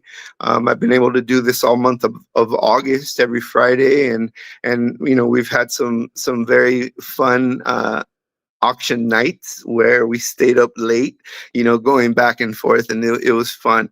But it was all for a good cause, and so to be able to benefit San Diego Humane Society, the San Diego LGBT Community Center, SoCal Parrot, which I didn't even know about, a nonprofit in California, the Southern California, that saves and rehabilitates parrots. Love And that. sends them back to the wild. So this is just all stuff that I felt was really, really cool. And so I found that opportunity, and I will say, as much as I'm, very happy for the current state of soccer in San Diego, it's been going fantastic. I did drop the hint of the silent auction before their silent auction came out, so I just wanted to make that point. And talk about this final one that you have is El Jefe. Yeah, man, the Gaffer, Captain America, right? So yeah, I mean, I had a full training gear set that he had left behind, not just the top, which it shows a picture of him wearing the top and him wearing the polo, the pants, his cleats. So in that pack, I mean, it's his boots. I have his boots, I have his runners, all that is part of the Landon Donovan pack. Yeah, these are not signed items, but at the same time, we know where Landon is and we could track him down. The other thing that I found really cool about Landon's stuff is there's this whiteboard that's like a tactical training board. It has his initials on them. One side's for a dry erase, and then the other side, it's actually set up the last way he set up a training activity for the training center. So it's in a 9v9 plus goalies setup, and this is an actual way that he left it, and I've had it like this ever since. This is probably from the second season as well. And so, there's a lot of cool stuff that, I just wanted to share and give back to people that really deserve it. And some of it, including you guys, to be honest with you, I got a couple cool things for you guys that I want to share as appreciation for giving me this time. I know for my buddy there, Alex, Morgan Hackworth was a big thing for you. So I'm going to give you his locker stadium magnet. This I took to every game, every season, home and away. And what I'm going to throw in for you, are you turning red? Yeah. What else? What else? Are you turning red? Are you going crazy? So I'm going to throw in one more thing. So this is Morgan Hackworth's season 1 locker stadium magnet. So this is his first season. This is his second, third, and fourth season. So Morgan Hackworth stuff, I know you love him. This is for you. Yeah, man. It's Morgan Hackworth and then Ben Spencer for me. No. Good. I think you said once that the best soccer playing Morgan in San Diego. I You said, hold on. I saw his jersey and I know you love him. So the other thing for you, Tony, the other thing I want to be able to share is, I don't know if you ever got one of these pennants that was exchanged with the captains. Was that the away for the away match? No, this is actually a home match against Tacoma. Nice. The second time that they faced in their history. The first match. Yeah. So this is in 2021. So this is the later one. So just wanted to share this with you. It's special. I have another one that I'm keeping just because, these are special to me, special to the club, special to our captains. And so just want to be able to share that stuff with you guys as well. So, appreciate the time, man. I mean, we got a lot of cool stuff. What's Alex getting into? He's trying to find the Morgan Hackworth jersey, but it's un desmadre aquí, unfortunately. But yeah, no worries. man. But I got these for you, man. I remembered you had the jersey, and so I saved them for you, just thinking of you specifically. And I got and again, not to spoil you guys, but I do have a few last things for you guys. One of the biggest packages for us for the auction for me was the opponent jerseys, right? And so I just wanted to be able to share with you guys some of these opponent jerseys. So this is RGV Toro's jersey, and it's Garcia's number 25. Yes. And so that's going to you guys. I love that. I got New Mexico United here with Tambiquis, number 1. I believe it's a goalie shirt. Goalie jersey. And you mentioned San Antonio, so just wanted to give you this little San Antonio gift just to remind us about our friends here with Posada, number 52. That's history. And then the last thing, this is not something that was connected to Loyal, but it's something that was connected to me personally. At the training center, the Costa Rican women's national team was there training.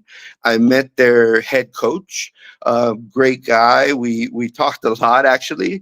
And at the end, before they left, he exchanged a jersey with me. And so this is the head coach polo for the Costa Rican national team. Yeah, I mean, it's double X. Hopefully it fits, but that's for you guys as well. Okay. It'll fit both of us. Oh, for Coach sure. Beto. Thank At you the so same much. time, because Yeah. I know how we're doing. Good job. But No, thank you. yeah. So thank you guys. No, I thank you guys. Appreciate you. Yes. Yeah, and just to finish up for me, I did go back to my work for 18 years, which is social services and mental health. And so I work for San Isidro Health again. And so I work in behavioral health and work with patients with mental health diagnosis and get them connected with services and appropriate levels of care, right? So no, I'm not doing soccer stuff right now. A lot of the pro soccer folks are going with the newer, younger generations for different parts of the game, which is okay.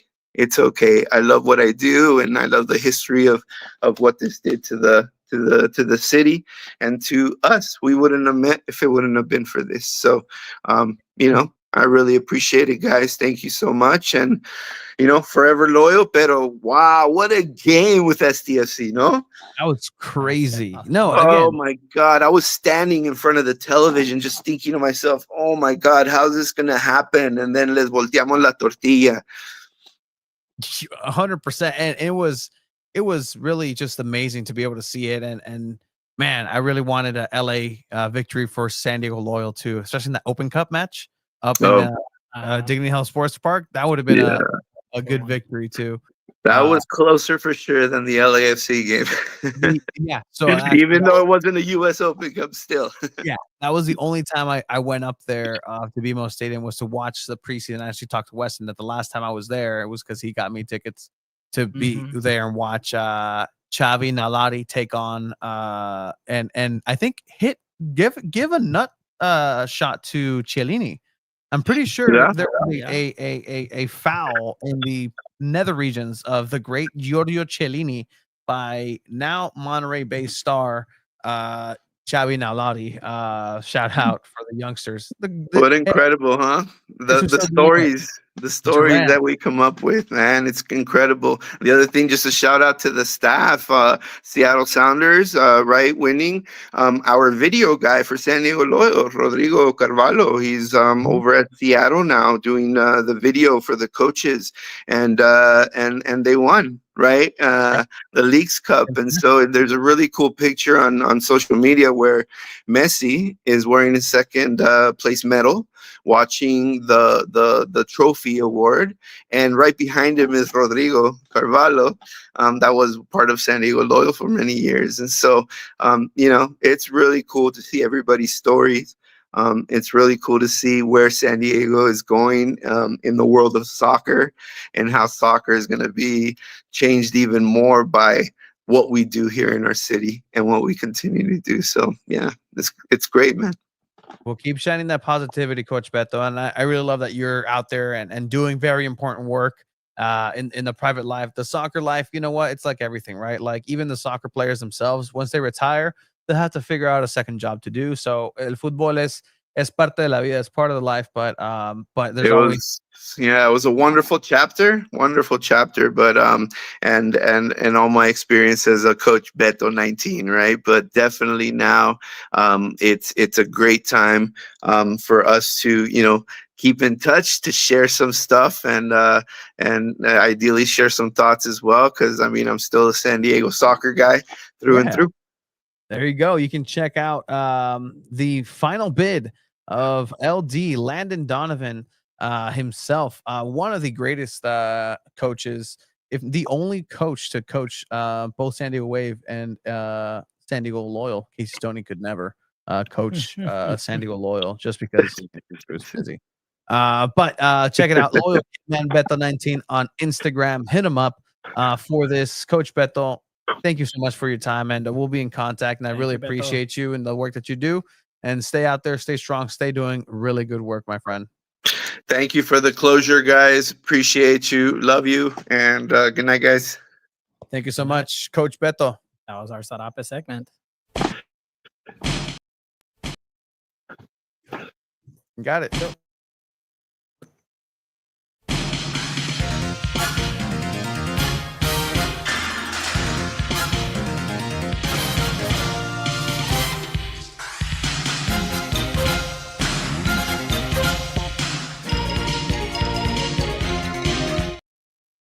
What?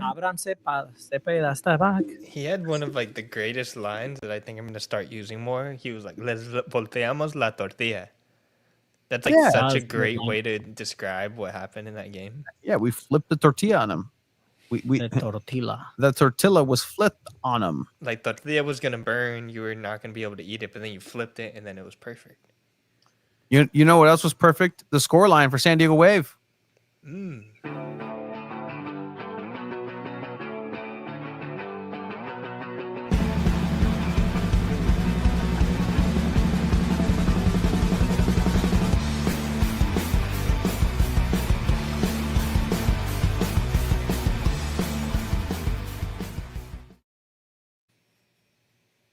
Because it was 0-0. Talk about a soccer game. Hey, Talk about a soccer like game. this. All I can say is that this game happened. Yep. On a Friday night. Did it? Or what is happening? Playback. I don't know what happened. I mean, did anything happen? Some say that if it wasn't for the hard-hitting action, offense, defense, just a slobber knocker of a match, that the energy stayed at Lumen Field for Messi and company to come in, and they were disrupted. The greatest of all time, when Messi came in and was like, San Diego Wave played here, didn't they? Yo, yeah, I cannot perform here. Me official played 5 minutes. Like that was fun to watch. Like, I mean, let's look at the starting lineup because there were. Do we have to? Yes, the answer is yes. There was some changes made from Jonas Söde for this one. Kalen Sheridan was still on goal. The back line looked a little different. Lunsvik was still at the right back. Kennedy Wesley and Trinity Armstrong were paired at the center back, and Kristen McNabb played at the left back, which we've seen her play there before. Surprised to not see Pearl Moroni getting the start. Also, Facer got her debut start. Facer, maybe next to Ken Sadali. I heard it both ways. Mackenzie Robbie gets a start this time with Giacorli Cascarino and Kimi Ascanio up on top. Abe, what did you think of the switches, especially on that back line on the midfield? I definitely wasn't surprised in the midfield. There was a couple of moments during training when I was there on Wednesday, after I interviewed Lorena Fraser, that Savannah McCaskill was just struggling and kind of at the end of the line in every single like activity, and she just like was kind of shaking her head, so you could just tell like she's dealing with something. And it's something that she was able to play through and actually get second half minutes, but you could just tell it's one of those things. And then Pearl Moroni and Adriana Leon were training separately from the team to start out, so that was another thing. Pearl Moroni didn't really surprise me that much that she wasn't on the starting lineup, but yeah, just tough overall. Like Lorena Fraser didn't play a horrible first half though. Did anybody play a horrible game in a 0-0 match? No. I think the back line did great. Yeah, that's fine. That's swell. That's splendid. But you can't just play defense and win. You need goals to win. And that's a muscle that needs to be exercised by San Diego Wave. And they're creating chances. They're generating stuff. But is that going to be enough? Go down the line. Is it going to be enough to beat a Kansas City? Is it going to be enough to beat an Orlando? 3 goals in 5 games since the summer. That's break for alarming. Wave. That is alarming. Especially since they came, before the break, they didn't have this problem. They were scoring 5 goals in a game against North Carolina. They were scoring 3 on Houston. Like, great save by Sheridan, by the way. Like she was on it. It is a little surprising and alarming, maybe. At the same time, they're really, out of those 5, they've only lost 1, which is not that bad. Tied 3-1-1, but this game was just, I don't know if it's just the Wave play now. They're still top 3 in the table. But yeah, like I said, Kaylin Sheridan had herself a pretty good game, and the backline still played pretty decent. I mean, I missed seeing Trinity Armstrong starting at the center back. I think she plays so well at that role, and at only 17 years old, it's still impressive. So as well as negatives, there are some positives here. Is this the opposite? Where like you're the ultimate negative for SDFC, and I'm you're not just kind of negative. very positive. I don't want to feel like I'm I'm negative. not being negative, But for SanDiego FC. I'm a little bit more demanding when it comes to the offensive side of things. Like, do the thing. Like Kaylin Sheridan in defense can only hold so much. They're doing their job, and this team is not teaming on the final third. And yeah, whether like Tanya said, it's the hesitation to take shots from very good positions that they're creating, and I don't know why they're just not shooting. The worst thing that can happen with a shot is it's off target. The next worst thing is you get it on target, they catch it. Then the next thing is on target, you get a corner or a rebound. The best thing is a goal. So like none of that option happens if you don't take the shot and take the option. And I don't know. I mean, they had shots. I mean, they shot the ball 13 times to be exact. 4 of those on target. They're just not dangerous shots. Half of those shots are Kenzadali shooting from outside the box, which is great. But I think it's time where Kenzadali needs to realize that there are better options that you can do other than taking a shot. Like, this is one of them. Like, what is this, Abe? Like, this is just a shot. It's not going anywhere. You could have crossed the ball. You could have played it elsewhere. You didn't see it. It was giving me flashbacks to San Diego Wave last season, which is a pretty big indictment. Just like they're up there, they can score. You've seen them score before, but it's just not coming through. And I honestly wasn't surprised at all, just because of their opponent. I know that saying that the coaches and players are gonna say it's not that big a deal. It's Seattle, like the new team every time, but something about this team just has the Waves number, and they know how to just limit them on all levels. And like obviously they were able to stop Seattle too, but just these forwards were just not doing it in this match. And again, I think I've been very critical and fairly of one Melanie Barcenas. But you have these players to be able to be that X factor. You have Dudiña, who's coming in and still waiting on that offensive performance and to yield goals. Because you're left to be asking like, hey, well, you had a Maria Sanchez. Things were working out well with Maria Sanchez, not with her on the field the entire time, but at least you can correlate her being on the team with positive offensive performances at the very least. You can have all the possession in the world. If possession won you a game, then give the possession shield to San Diego Wave. The battle's over. Like, they've earned it. But it's just, there's nothing to be afraid of with San Diego Wave's offense. There's nothing to just let them figure themselves out, because what they're going to do is just like, here, what's the option? Let's go ahead and give it at the top. Okay. A cross, perhaps. Here comes a cross.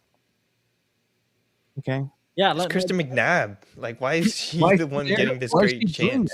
Let's talk about it, right? Like, what's the biggest difference from before the summer break to now? It's that Maria Sanchez isn't here anymore. It's what Brad, I believe, said. It's the fact that people have figured out Cascarino. The involvement of Cascarino in games hasn't been anywhere near as impactful as it was before the Euros. before the Euros, like, yeah, there was a reason she made the Euros, and not just because of that, but Yeah, she's been off. but she hasn't been playing at that focal point. The French connection is a little disconnected right now. Not only, yes, yeah, like I mean, I agree with you. Like, Kimi Ascanio has been excellent, but she hasn't been, getting a lot of shots on target or any shots. I think Gia Corley has also not been as dominant as she was in the first half of the season. I mean, I agree with Tanya. Like, it's getting worrying, right? Like, it's kind of like, okay, you got to start picking it up because the games are happening. You have arguably one of your biggest games of the season coming up with the Alex Morgan retirement, jersey retirement. And Such a you're fabrication of a you're big game. playing this. Sorry. You're playing like this. I mean, yeah. Daniel like, Colaprico revenge game. Oh, Ooh. you know what? Revenge games haven't been panning out very well. Houston got Casey Stoney fired. Don't forget that. Yes, it was Houston. Yeah, it wasn't Tony. Houston. But I mean, yeah, like, is there anything else from this wave match, guys? Like, we're barely at halftime, but there wasn't much honestly action on both ends. Like I will commend the work of the video editor for being able to mine 9 minutes and 53 seconds of highlights of a 0-0 match. Like, sometimes, like, I scroll and scrub through some of these. I'm just like, okay, that was a good opportunity. But half the time, like, where was the highlight? A pass should never be a highlight. Right here. Okay, cool. Good. Great stop. Excellent stop there.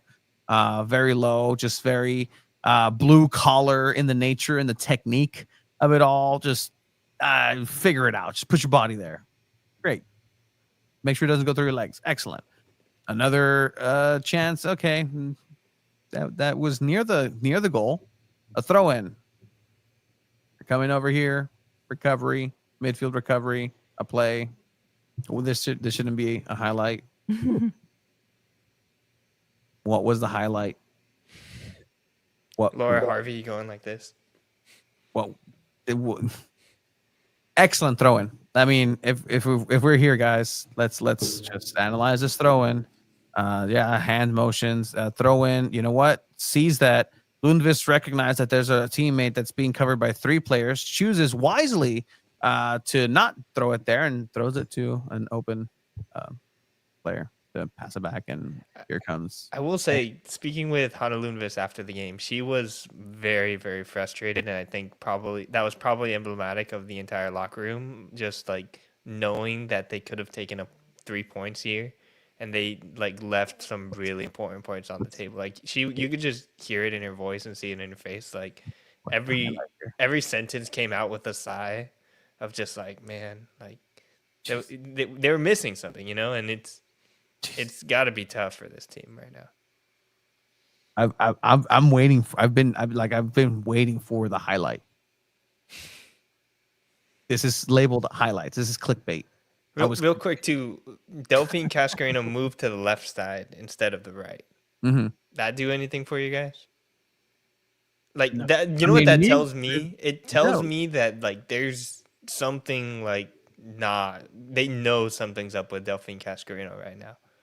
Just because they're trying to figure it out. They're trying to just say, like, go to the left side, work something out up there, try and have fun. Like, that's such a weird move, in my opinion. The thing about this season is that there's so many games left. Like, it's not culminating anytime. The crescendo of the season isn't coming together like it is a little bit for San Diego FC.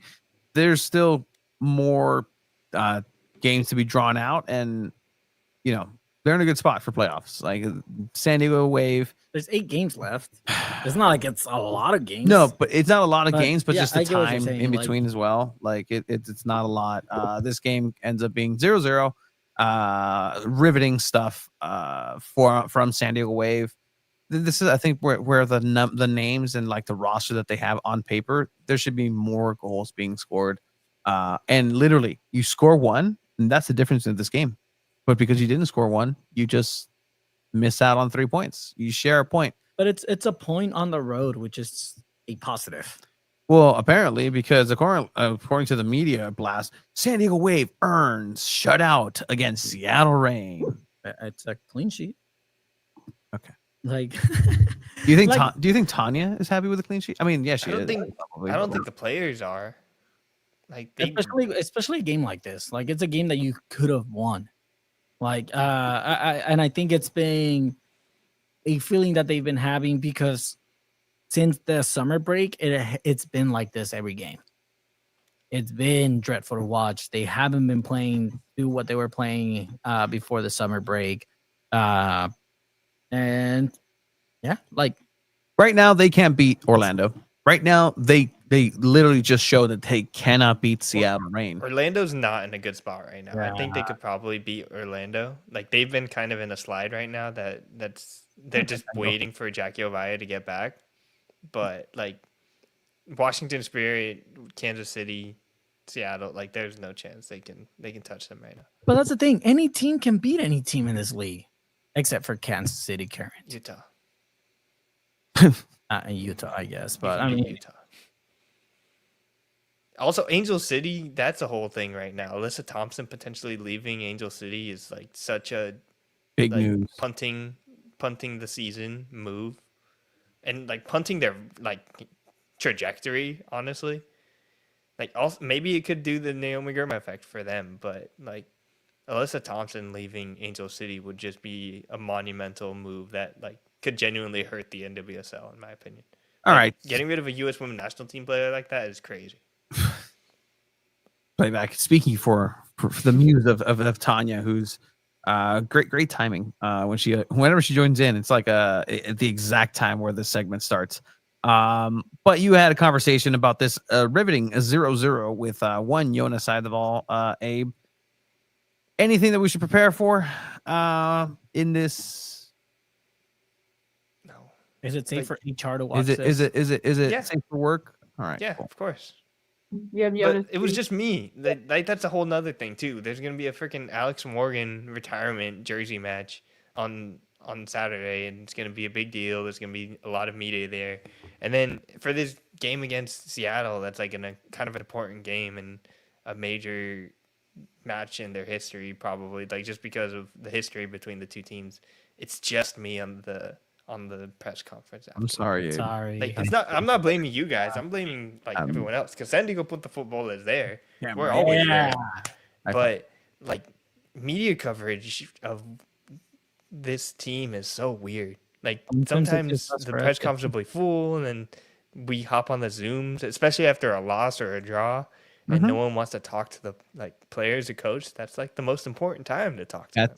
That's the time where you go to Houston and you get like it's uncomfortable. It's uncomfortable, and we have to more people have to face that. I think if we want better questions and better answers and more knowledge and stuff about these teams.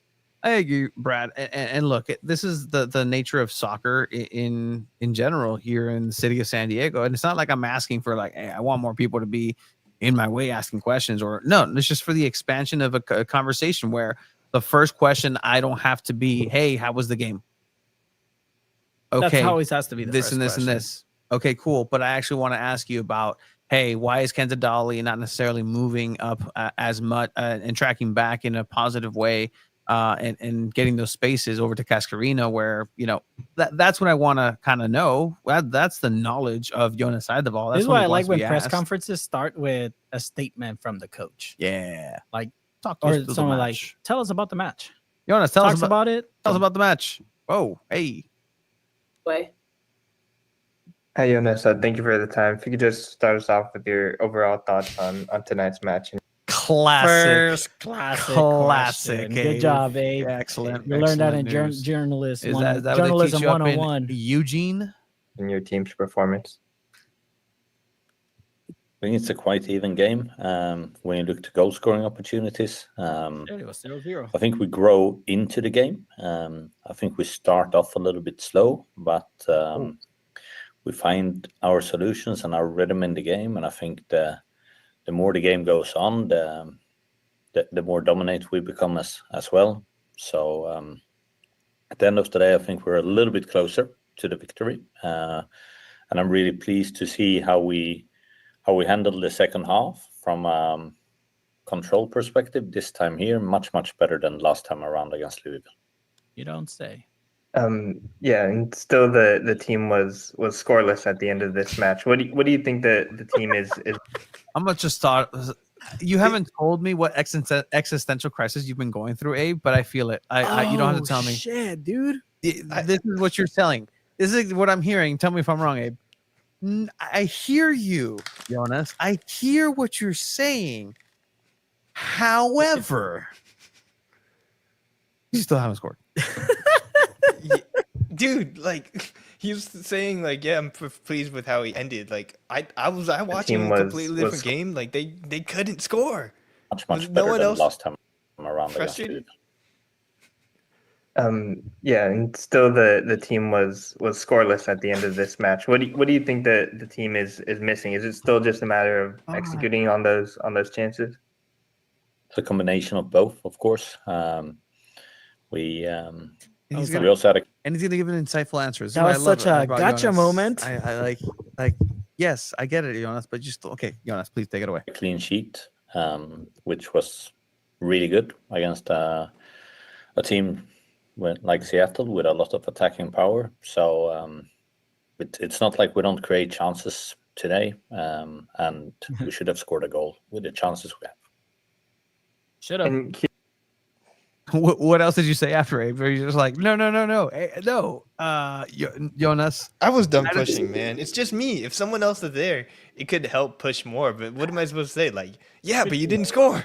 Like, Abe, you've been killing it with the wave coverage, and if there's anyone to ask about anything wave, it's you, Abraham, because you're literally there all the time. And that's why I asked. Like, you guys didn't score, man. Like. And he kind of gave an answer to it, but like you're creating chances. Eventually, they're gonna score. I'm sure. Like that's how soccer works.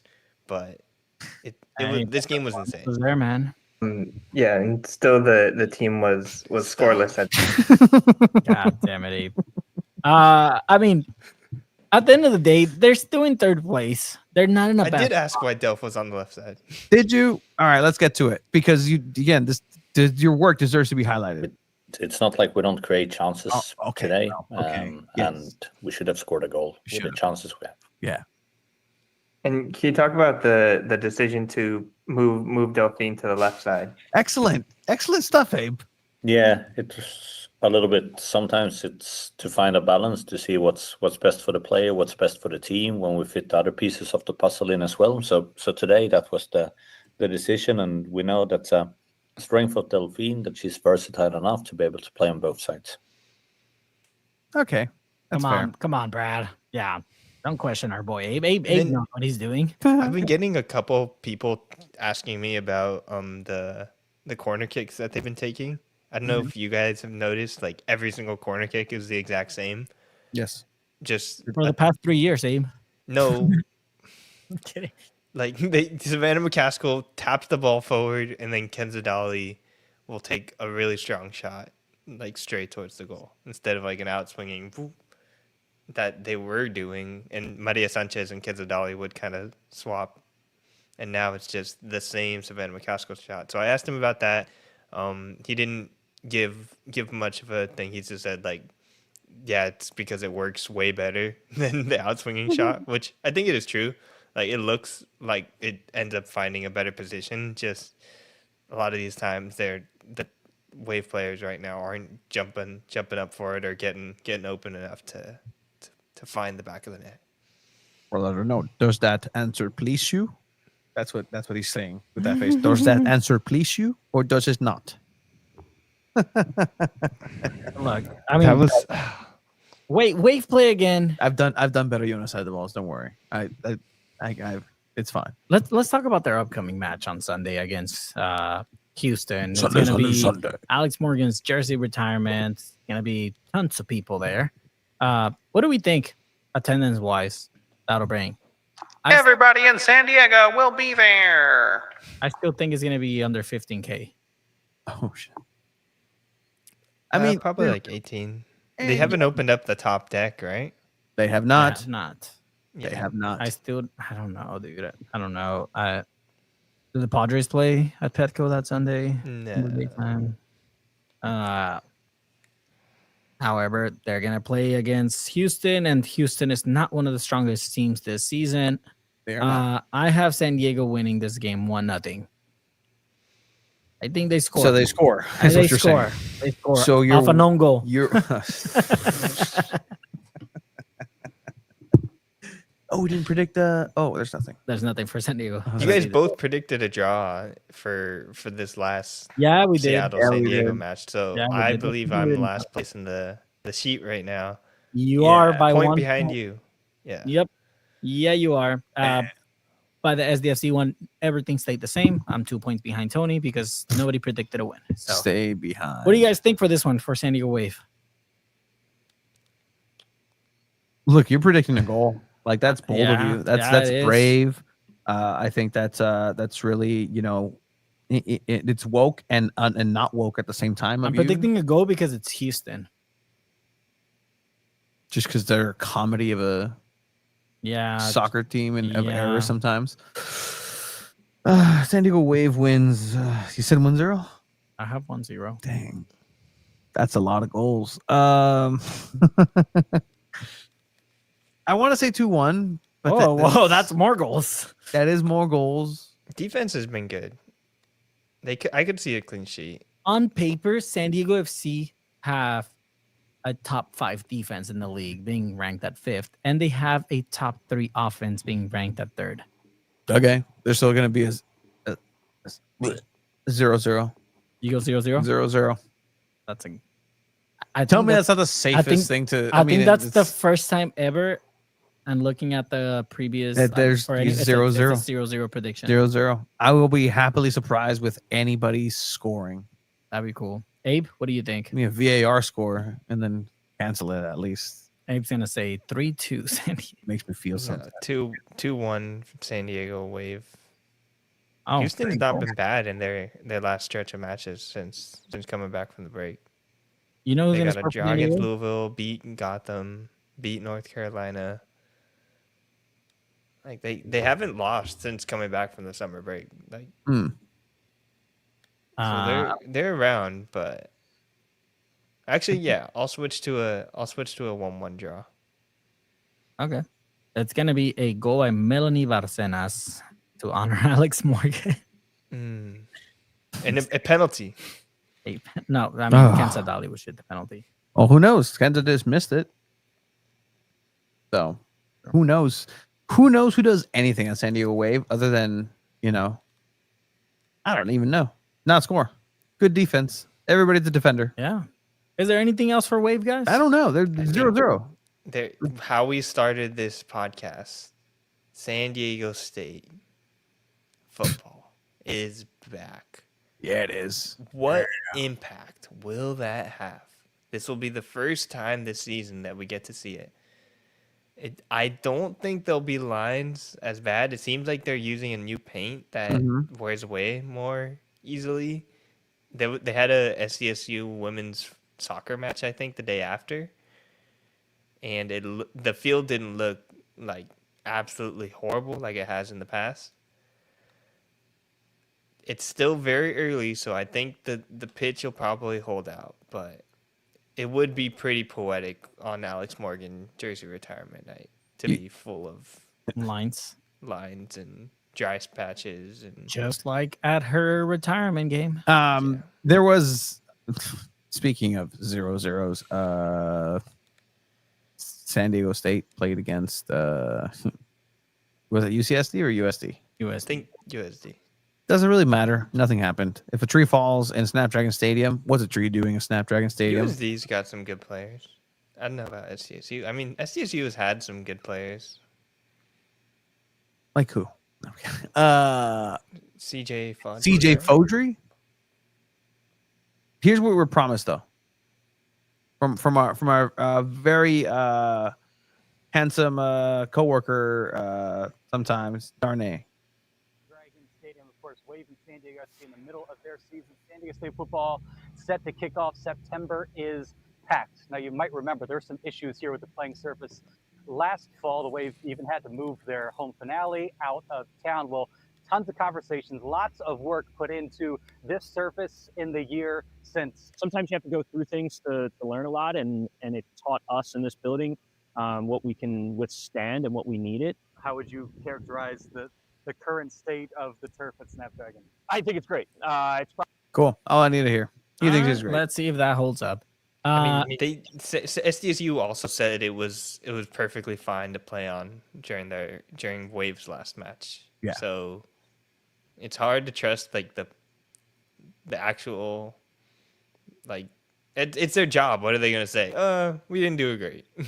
You Like, know, we'll see. I sucked at my job today. No. Like I'm sure I don't like question whether or not they're trying their hardest. Like obviously last year was a huge wake up call, and they're gonna be doing they're doing things differently, but it's gonna take some time to like it wasn't immediately that the pitch was horrible once SDSU football started. It took a couple of like games and weeks, and then it deteriorated and was worse. But you know what is effervescent and doesn't deteriorate? Goals, gaffes, and greats.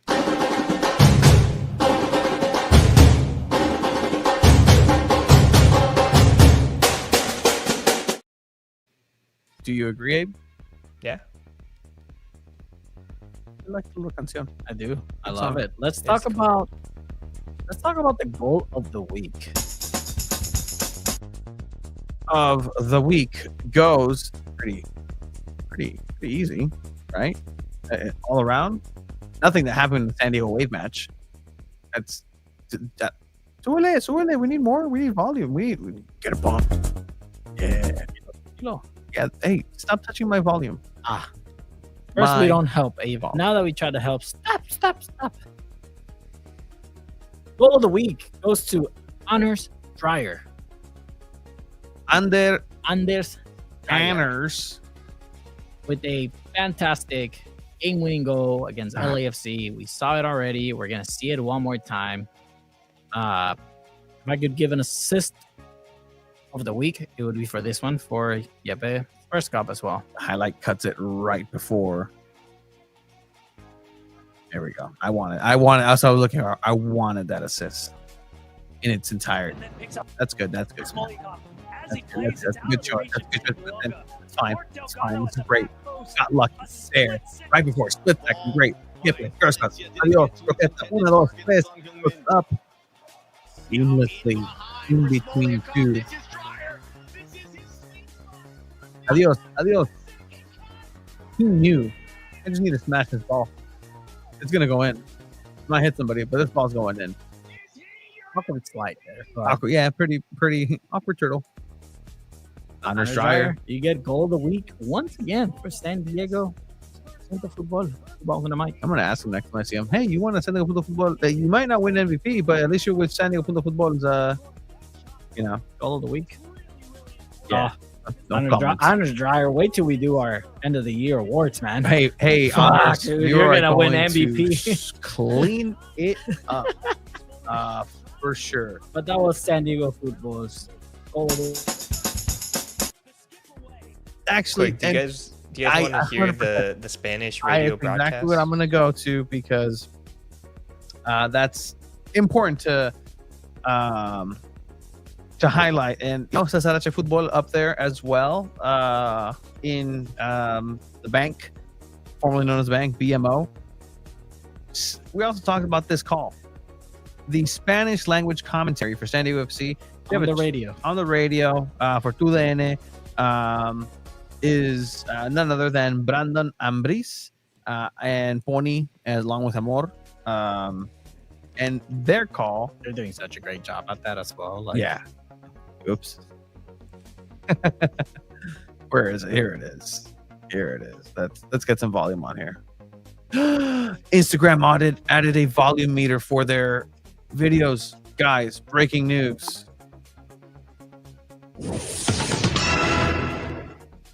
There's a volume meter, guys. Look. Oh my gosh. It's been there. No, it hasn't.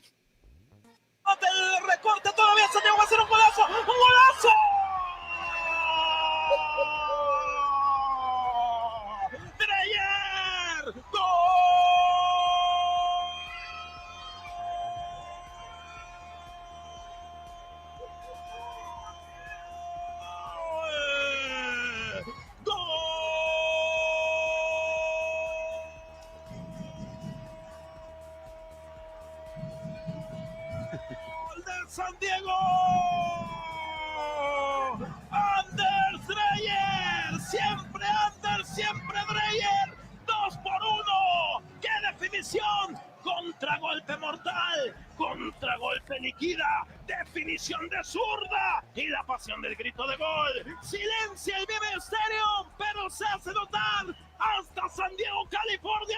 2-1 lo gana el Flow. I had to play the That whole was, thing. That was fantastic, man. Dude. Shout out Brandon Amri for that. Like he's. Did I say Anders Dreas? I love every time seeing like just Killer it come out of the Dracula. stomach. Oh, like that's so cool. Yeah, check it out. You can watch their highlights, do that, and listen to it live. Check out Darren, Adrian, those guys. They're hustlers. Everybody who 100%. puts that together, hustlers. All right, let's talk about our grade of the week.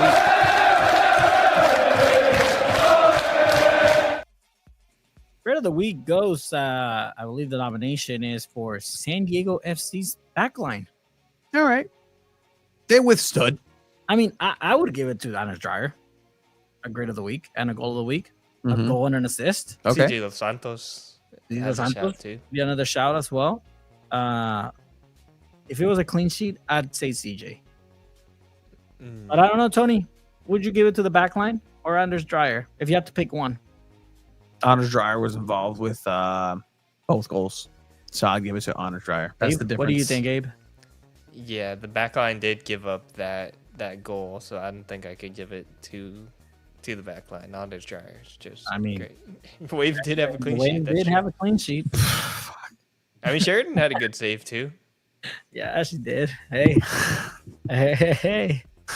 Christian McNabb has officially made 150 NWSL appearances. That's and great. She's been in the league for like 8 or 9 years now. So, That's great. congrats How to many, her. call-ups? It would be a grade of the week, 100%. That's They true. were very loud compared to 32-52. Here, Didn't let me get into fights or anything. No Nope. drama. Okay, well, when that's a standard too on its own. Here, let me. This will be something you guys will enjoy if you're a San Diego FC fan base. It's a very short video. I sent it to you. I sent it to your You laptop. did. My I'll bad. put it up here. Was post match. I needed to go into the locker room for San Diego FC for post match interviews. Again, just saying that sentence is ridiculous. But Son Heung-min walking to his dressing room, very dejected, very just he let all those people down. Like that pat on the back right there, that tells you all of it. Like, oh, it's okay, Sonny. It's okay, Sonny boy. I mean, that's what happens when you get a player that's never won a major trophy before. Very, very, very true. All right, great nominations. I'm gonna still go ahead and say Anders Dreyer. I mean, a goal and an assist in Yeah. a very important game. The guy is literally putting the team on his back, and the moment we've all been waiting for. Let's talk about the Gaffe of the week.